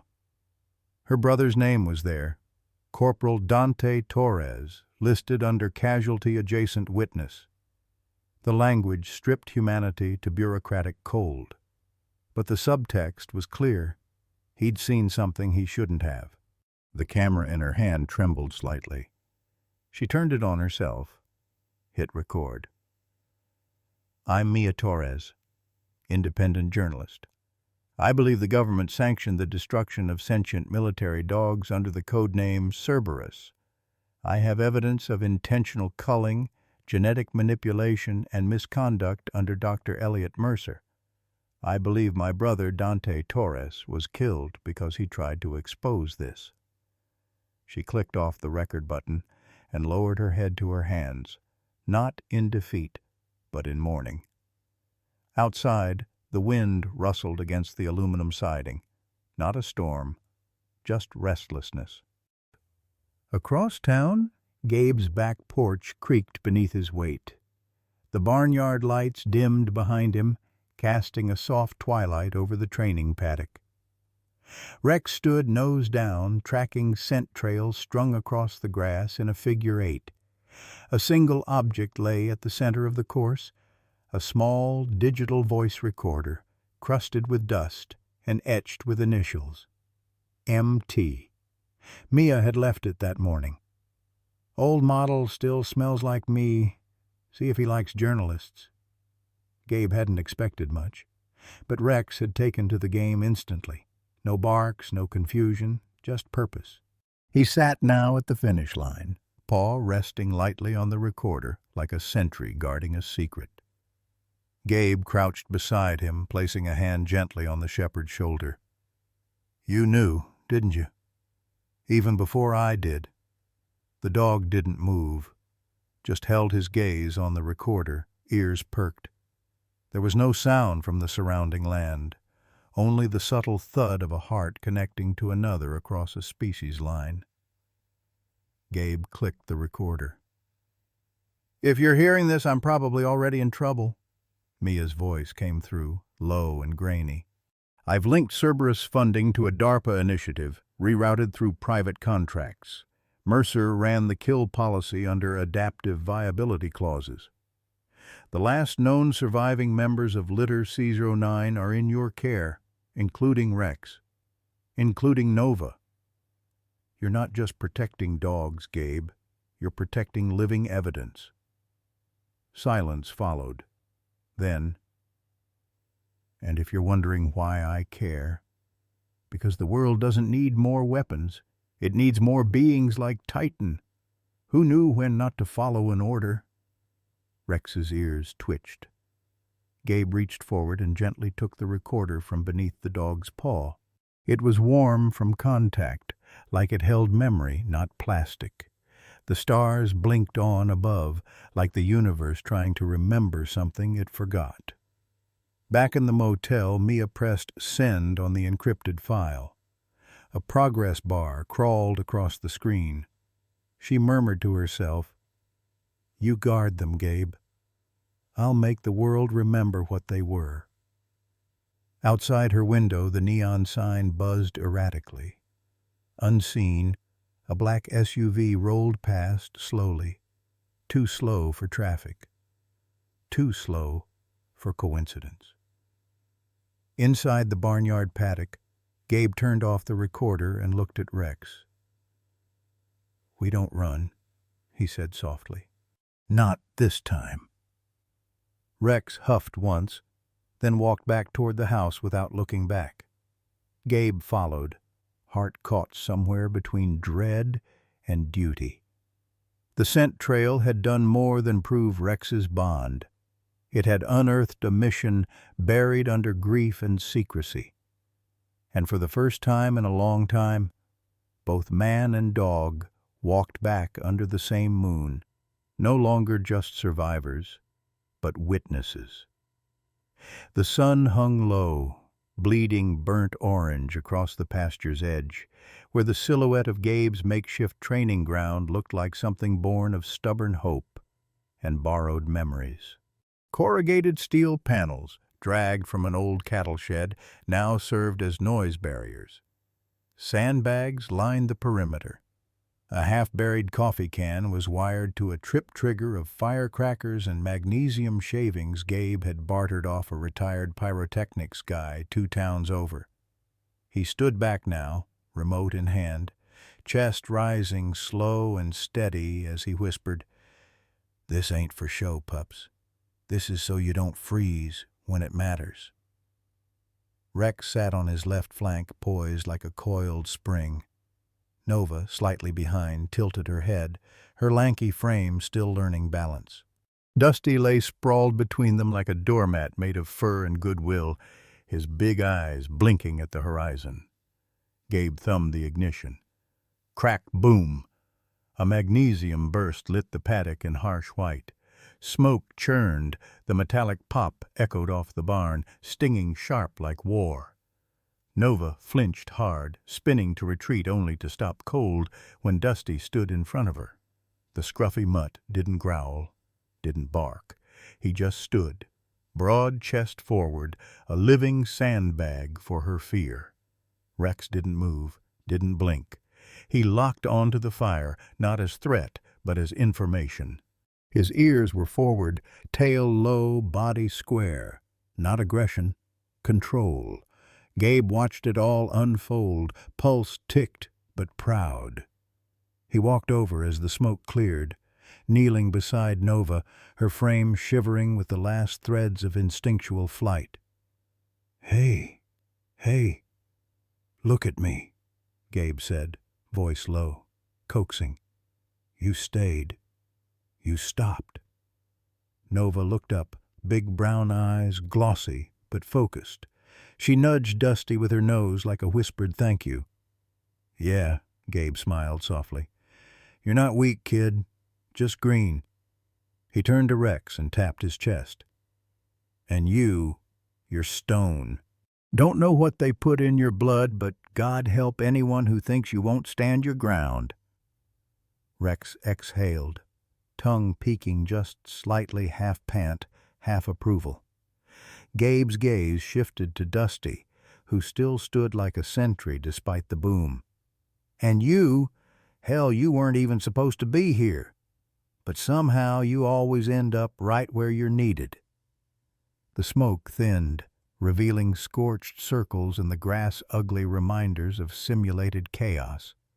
He stood, brushing dust off his jeans, and surveyed his unlikely trio. One, bred for war, but broken by mercy. One, born soft but burning to prove herself. And one, a mutt with no papers, no past, and no quit.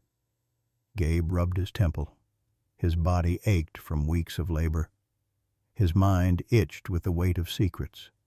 But for the first time in years, something inside him stirred, like the hum of duty reawakening.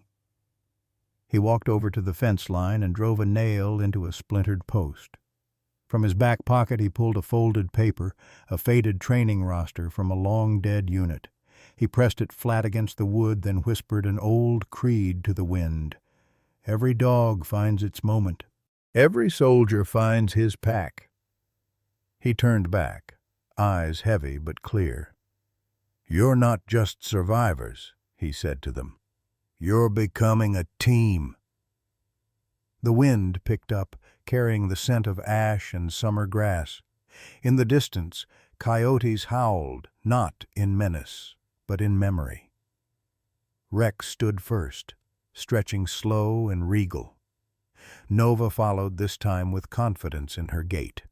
Dusty gave a sneeze, rolled onto his back, and promptly refused to move, earning a chuckle from Gabe despite himself. He picked up the next set of training tools, a worn bite sleeve, a jerry-rigged scent box, and a chalked-up map of pursuit routes he'd drawn by flashlight. "All right, troops," he muttered. "Next round starts at dawn. You sleep like heroes tonight." The dogs circled him as he walked toward the barn. 3 hearts tethered by something deeper than training, stronger than fear. A promise had been made in the silence. Every pup would find their calling. And Gabe? He would fight like hell to make sure they did. The morning air carried that brittle kind of cold that doesn't quite belong to any season, caught somewhere between fall's surrender and winter's first warning. Gabe hunched over the wooden desk in the corner of the barn, where light filtered through a cracked pane, drawing slow gold streaks across the faded grain. An old coffee mug sat beside him, forgotten and half full.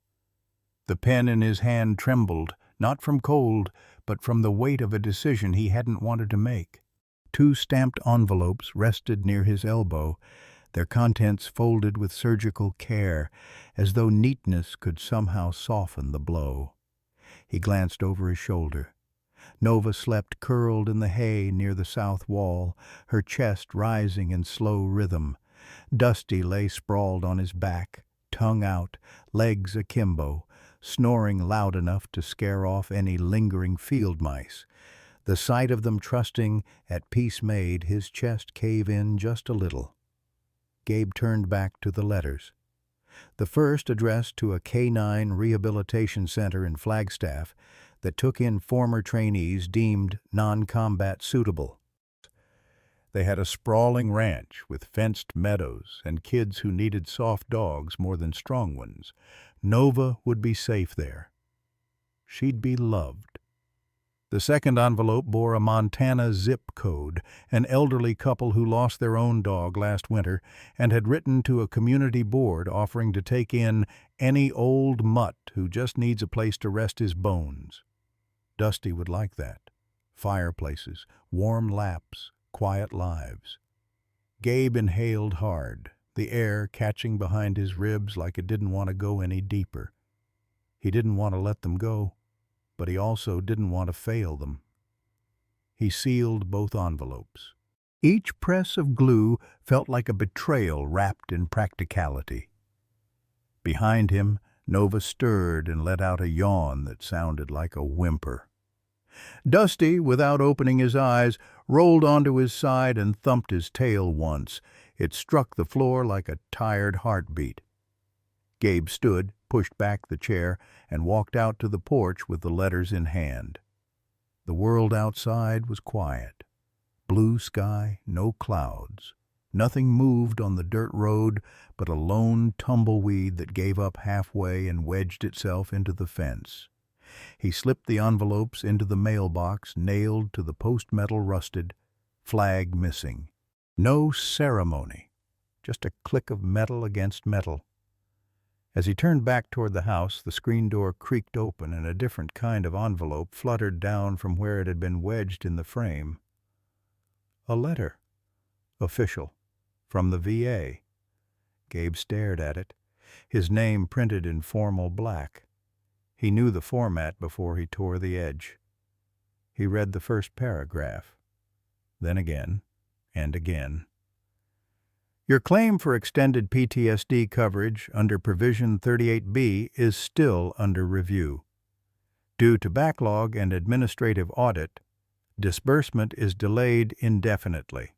We understand the hardship this may cause and appreciate your patience. Hardship? He almost laughed. Instead, he folded the letter neatly and set it on the porch rail beside an old coil of rope where the wind threatened to take it. He didn't stop it. His hands found the back of his neck, fingers locking there as if holding in the scream he couldn't afford to let out.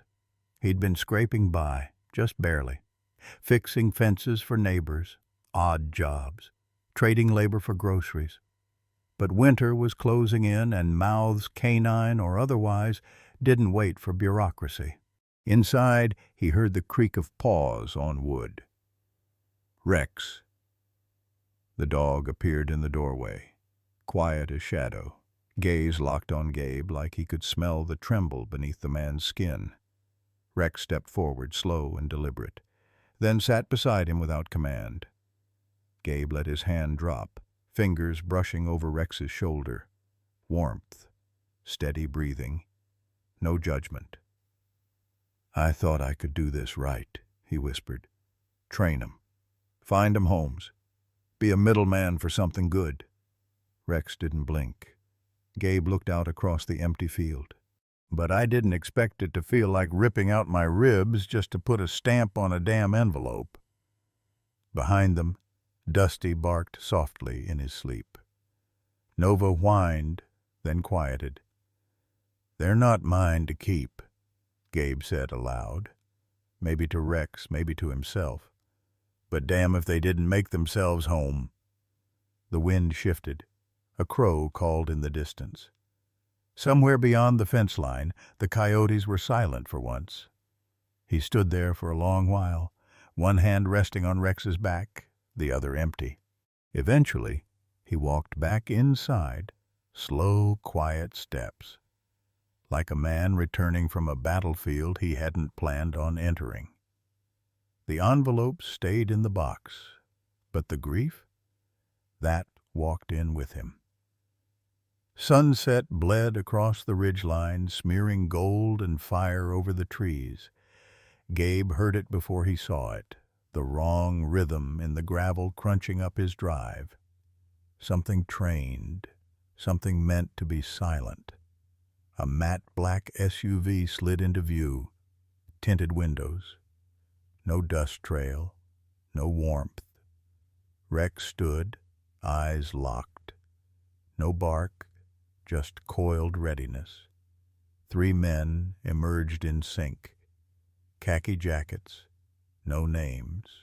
One carried a silver case labeled Cerberus Asset Retrieval, Tier 3. Gabe didn't move. Neither did Rex. The lead man spoke, voice empty. "You've been harboring retired property. Code Class K9. We're here to retrieve them." Gabe stepped down from the porch. "Name?" "Doesn't matter." He listed clauses like a man reading off a death warrant. Gabe didn't flinch. "They're not yours," he said, voice sharp. "You signed release papers," the man replied. "I signed grief. That contract died with the lies that birthed it." Then the case hissed open tranquilizer darts. Not for sedation, for erasure.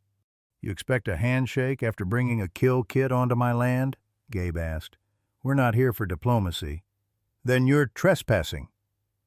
Rex positioned himself between Gabe and the threat. Gabe's voice dropped to a whisper. "Not while I breathe." The lead man nodded. That was enough. Gabe whistled sharp, coded. Rex lunged not at the men, but at the mailbox. The latch snapped. A tripwire popped. Flashbangs hidden under mulch roared to life-blinding light, concussive noise. And just like that, Gabe and Rex vanished into the pasture. Behind them, command crackled through radios. Non-compliance. Initiate Level 2. Do not terminate unless protocol is broken. But Gabe wasn't done.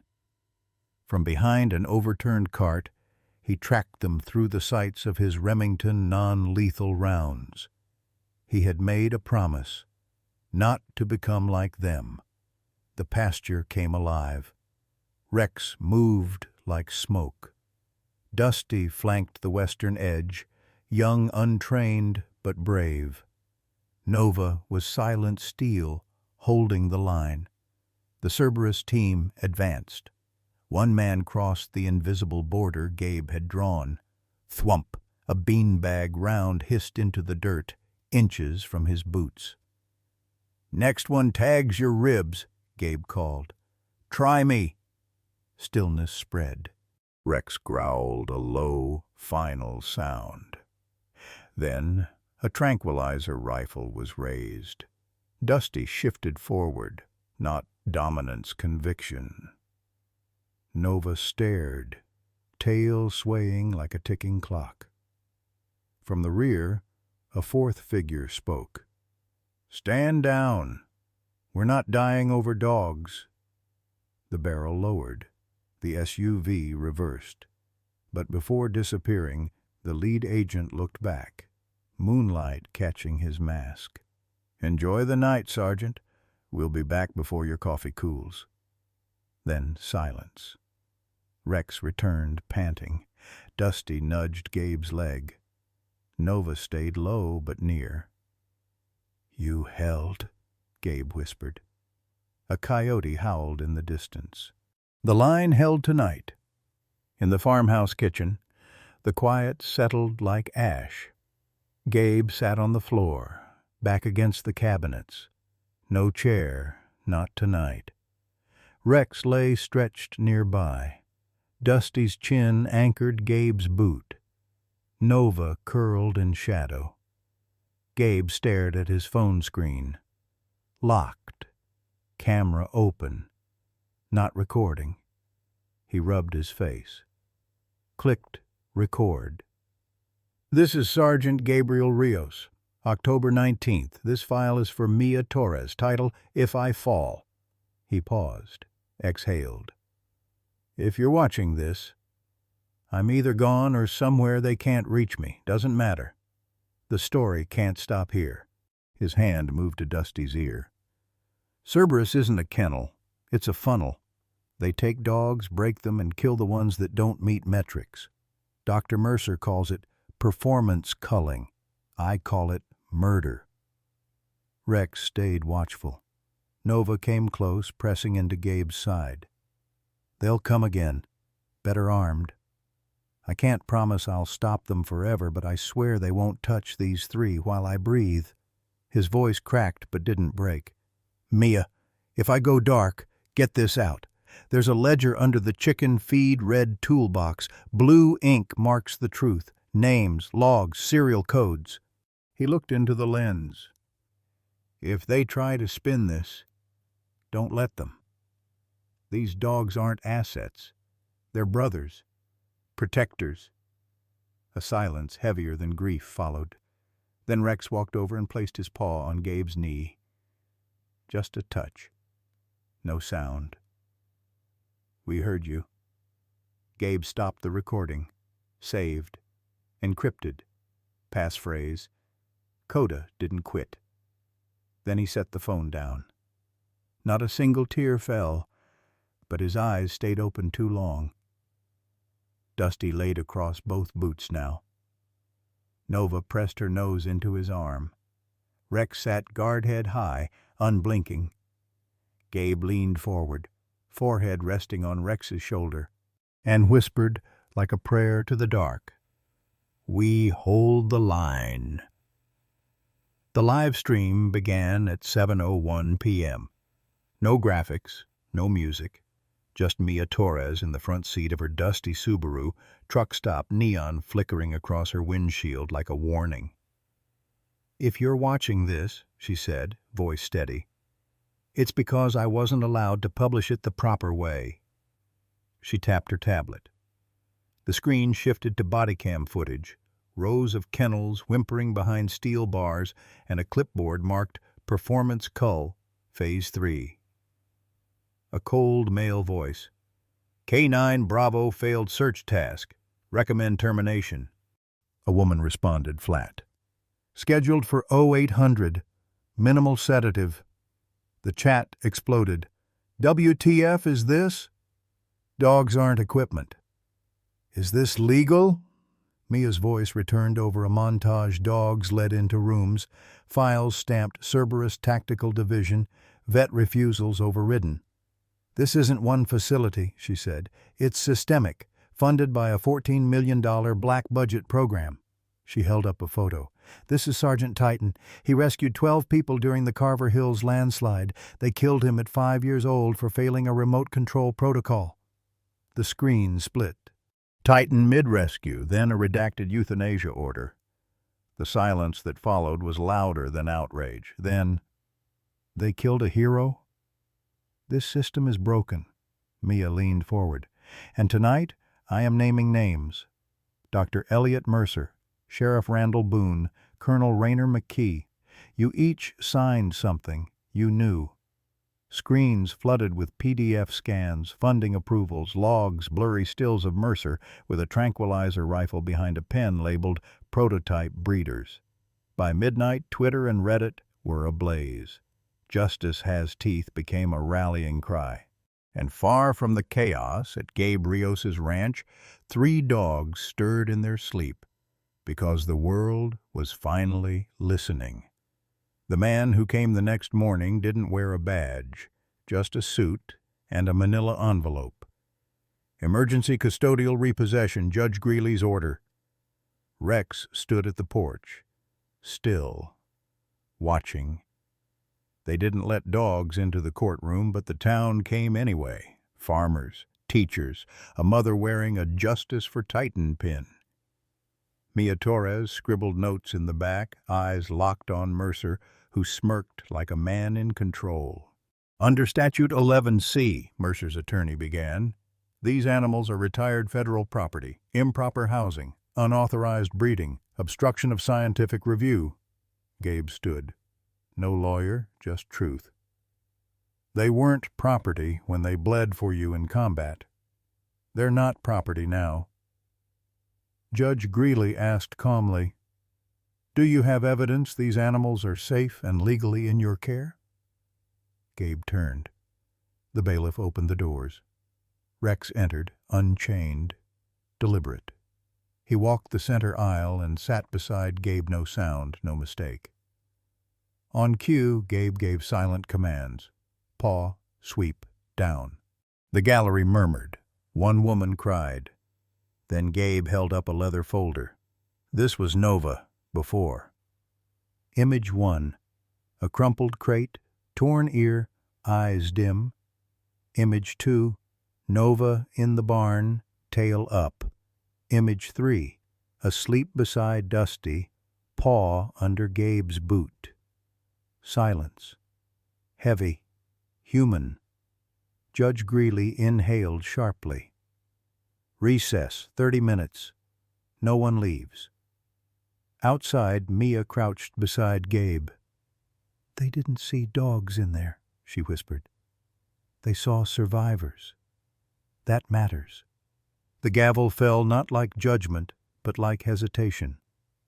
"Pending third-party evaluation, I'm granting Mr. Rios temporary custody 48 hours. Gasps. Then stillness again. 2 days. To prove they were more than ledger entries. 2 days to save them from a system built to erase. Outside, Mia caught up with Gabe. "Mercer won't stop. They'll come through the front door next." Gabe opened the truck, let Rex in. "You've got 48 to tell the truth. I've got 48 to keep them breathing. No handshake, no ceremony, just war by another name." Back at the ranch, Gabe posted the injunction on the barn like a ward, rechecked fences, sensors, gates. Rex stayed close. Nova curled near Dusty. The land was quiet, but not still. That night, by stove light, Gabe scribbled into a notebook. Rex, calm under override. Nova, fear reactive but bonds deeply. Dusty, protective lean, possible SAR. He paused, then underlined hard. If they take them, split them. Rex can handle it. Nova can't. Dusty needs her. Rex's nails clicked in the hall. He laid down beside the chair. No contact, just presence. Gabe looked down. "They won't see what you really are, unless we show them." Resolve, not hope, solidified in his chest. By dawn, Mia had already uploaded the first part of her exposé. The Forgotten Heroes Project. What Cerberus Buried. Titan. Infrared footage. Mercer, and then Rex. Still. Watchful. Alive. Caption. The one who got away, and the one they want back. Gabe turned off the screen. He didn't need sound. He could already hear the countdown, and this time the world was watching with him. At 2:43 a.m. the wind changed. Gabe woke to silence, not empty, but waiting. He crossed the hall barefoot, eyes drawn to the barn. Then the smell hit. Smoke. He bolted out, half-laced boots skidding on dirt. Rex shot past him, barking once sharp, direct. The barn was burning. Flames chewed through its east wall, the glow orange and hungry. Not an accident. Accelerant. Intent. They didn't wait for the court. They came to erase everything. Gabe slammed into the door. It gave way, revealing a hell of heat and smoke. "Dusty! Nova!" he called, but the fire swallowed sound. Then movement. Dusty emerged from the haze, gripping a leash in his mouth. Nova's leash. She limped behind him, disoriented but alive. "Attaboy! Go get her out!" Gabe turned. Where was Rex? He spotted him, crouched at the far end, coughing, a phone in his mouth, the phone. The one with the exposé files. "Rex, bring it!" The shepherd ran. A timber above groaned. Gabe dove. He grabbed Rex and shielded him as the beam crashed down behind them. Outside, the barn glowed like a lantern. Neighbors' porch lights flickered on. Sirens cried too far, too late. Gabe collapsed on the dirt, coughing. Rex lay beside him, still gripping the phone. Nova wheezed, burned, but breathing. Dusty pawed at her side. "They came for the files," Gabe rasped. He clutched the cracked phone. Still alive, files intact. "You saved the truth," he whispered. "You saved each other." Tires squealed in the distance. It wasn't over. Then the collapse. The world dimmed like a memory fading. Gabe's body gave out, lungs clawing for breath. He slumped to the ash-covered floor. A nose pressed against his cheek. Rex. Smoke coated his fur, but his eyes stayed locked on Gabe. He nudged, braced, tugged at Gabe's vest. "Move." Gabe's hand twitched, then curled. He rolled to his side. Rex backed up, looked once, stepped forward. "Follow me." Gabe crawled. Every inch scraped gravel into his palms. Smoke suffocated, but Rex carved a path below the worst of it. Finally sirens, closer now. Gabe collapsed again, boots hitting open dirt. Rex stood over him, still, watchful. When the first cruiser arrived, followed by fire trucks and ambulance, Rex stepped aside and sat, framed by flame, unblinking. A drone caught the image. Gabe, unconscious. The barn, a skeleton. Rex, a sentinel. Mia used it as the closing shot in her exposé montage. The dog who remembered what we forgot. Loyalty, even when the world burns. Morning crept in gray and slow. Gabe sat on the porch, wrapped in a borrowed blanket, lungs aching with every breath. His dogs lay close-burned, exhausted, alive. Then, footsteps. First, Mrs. Holloway clutching gauze, tea, and her husband's old flannel. Then Hank Delaney with a case of water. Then others. No words, no ceremony, just neighbors. With towels, blankets, a thermos, a jar of honey, a pack of tennis balls. Dusty wagged his tail. Nova limped forward, but Rex stood still, watching, not afraid, just knowing. This wasn't pity. It was presence. Indifference had burned away. "Where do you want these?" Hank asked, voice gruff. "Anywhere's fine," Gabe croaked. Someone lit a camp stove. A boy handed Nova ham and whispered, "Good girl." Then the sheriff's cruiser. Boone stepped out, slower, more human than Gabe had ever seen him. "We filed arson," Boone said. "State marshal's on his way. And Cerberus? They won't get near you, not without going through us." He pointed toward the end of the drive. 2 deputies posted up. "Full 24-hour watch, until the court hears your side." Silence followed. Not forced, just full. Gabe looked down. Rex leaned into his leg, soft but certain. For once, the fire in Gabe's chest wasn't anger. It was something else.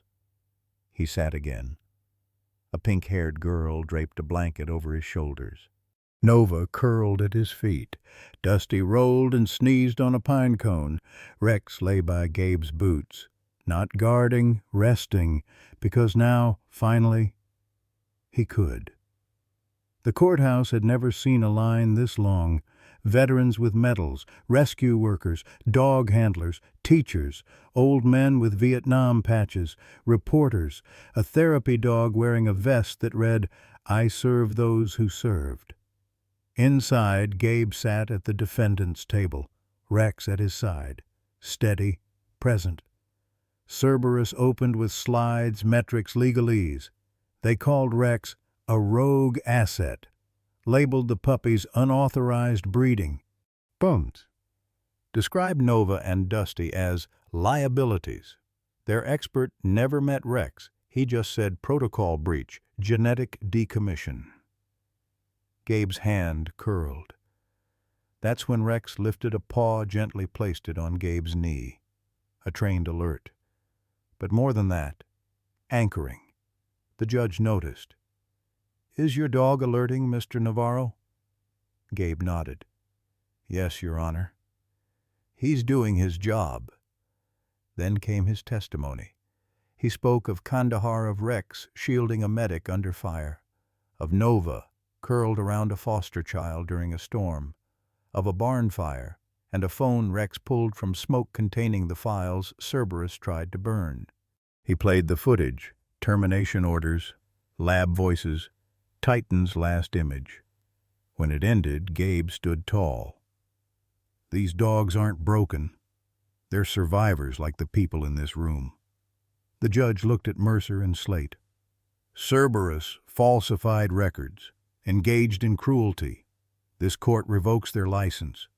Custody of the dogs is awarded to Mr. Navarro and his network retroactive to date of seizure. Applause erupted. Mr. Mercer, Ms. Slate, you are under arrest. Gasps, flashbulbs. Dusty barked once like punctuation. Outside, Gabe knelt beside Rex. Nova leaned in. Dusty sat on Gabe's foot, a banner lifted above the crowd. Not broken, not property, family. 6 months later, the world hadn't changed, but Ashwood had. Dusty padded hospital hallways, stopping at room 3, where a girl with fire-burned arms whispered, "Hi." Dusty wagged once. He knew hope when he smelled it. Nova nudged a wheelchair along a path, guarding a retired schoolteacher named Eleanor. She was no longer afraid of the dark. She had a job now, a choice. And Rex? He and Gabe rappelled a ravine. A boy was stranded on a ledge. Gabe called it in. Rex found the path. When they reached the child, he cried until Rex lay his head in the boy's lap. No cameras, no metal, just a whisper. "We've got you now." Back at the ranch, spring sunlight fell across the rebuilt barn. Gabe held a letter. Department of Veterans Affairs, benefits reinstated. He exhaled more weight than breath. Dusty barked at a moth. Nova slept in the shade, a pup curled beside her. And Rex? Still, watching the horizon. Gabe knelt beside him. "You ever think about what's next?" Rex tilted his head. "Yeah, me neither." That evening, Mia pulled up. She handed Gabe a folder. Echo Act. Federal Reinstatement of Retired Canines. "It passed," she said. He took it slowly. "You did it." "No," she smiled. "We did." And across the field the wind carried laughter. Ashwood had remembered itself. Weeks later, sunlight poured through a school gym. On stage, Gabe stood beneath a banner. Courage comes in all sizes. Beside him sat Rex. Vest navy blue, now therapy K9, certified companion. "You've probably heard of Rex," Gabe began. "Maybe the fire. Or the courthouse." A kid whispered. "He saved the puppies." Gabe smiled. "They asked me to talk about bravery. I used to think bravery meant what soldiers do in war zones, but sometimes it's staying, letting people in, saying, 'I'm not okay.'" He pulled a folded piece of paper from his back pocket, held it up like a promise. "This is something we call the Second Chance Creed. We wrote it, me and Rex and some friends who've been through some stuff." The gym hushed. He read, "We are not broken, we are becoming. We are not dangerous, we are learning. We are not less, we are more than before. We carry scars like stories. We wake up and try again. We defend the voiceless, and we never leave our own behind." When he looked up, there was silence. But it wasn't the kind that hurt. It was reverent. A teacher sniffled in the back row. Then came the softest rustle, a dozen small hands raising into the air. "Can we pet him?" a girl asked, eyes wide behind glasses. Gabe nodded.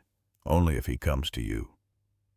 Rex stood, stretched once, and stepped off the stage like a seasoned guest of honor. He moved slowly, patiently, as the children knelt in circles, hands resting gently on his back, shoulders, head.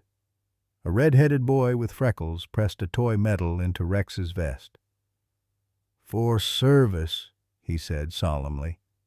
But it was the last child, the one who hovered at the back of the line, twisting the hem of his shirt between his fingers, who caught Gabe's eye. The boy's name was Simon. He hadn't spoken aloud all year. The school nurse had quietly explained before the assembly selective mutism, they thought. No trauma they could trace, just silence that clung like a blanket. Now Simon stood 5 feet from Rex, unmoving. Then, slowly, he dropped to one knee. Rex approached, head low. The boy touched the dog's shoulder, and then, in a voice that was barely a breath, came 3 words. "Good boy, Rex." A collective intake of breath rippled through the room. Simon's teacher covered her mouth. Another began to cry. But Gabe? He just nodded, because he understood. Because once someone had waited on him the same way, patiently, wordlessly, until the first stitch of healing dared speak. And now here they were, passing it on. The assembly ended. Children filed out in lines of 2s, waving goodbye to Mr. Gabe and Officer Rex, still chattering about badges and bravery and the surprise real dog on stage. The gym fell quiet again. Gabe sat on the edge of the platform, eyes soft as he rubbed a spot behind Rex's ear. "You knew, didn't you?" he whispered. Rex didn't move, just leaned into the touch. And as the last of the morning light streamed through the gymnasium windows, casting long golden beams across the polished floor, Rex lifted one paw, placed it gently on Gabe's boot, a still image in motion. Paw on leather. Sunlight through scars, bond unbroken. And in that quiet, sacred second, all the noise of the world, every courtroom gavel, every barking order, every slammed door and empty stall, faded into silence. What remained was this: second chances, reclaimed futures, the boy who spoke, the man who stayed, the dog who never left. In a world often bruised by neglect, betrayal, and silence, stories like Gabe and Rex's remind us of the healing power of loyalty, love, and second chances. This isn't just a tale of a man and his dog, it's a tribute to the unspoken language between broken souls who choose to trust again. The German Shepherd, with its unwavering gaze and steadfast courage, stands as a symbol of everything good we can still be: brave, kind, loyal, and protective of the vulnerable. Let this story be more than fiction. Let it spark a movement to value not only the animals who serve beside us, but the quiet battles so many carry inside. Let us honor the silent strength of rescue dogs, the resilience of veterans, the patience of a child, and the light that returns when someone chooses to stay. May we never forget. Sometimes the bravest thing we can do is love again. And when we do, it heals, not just them, but us too.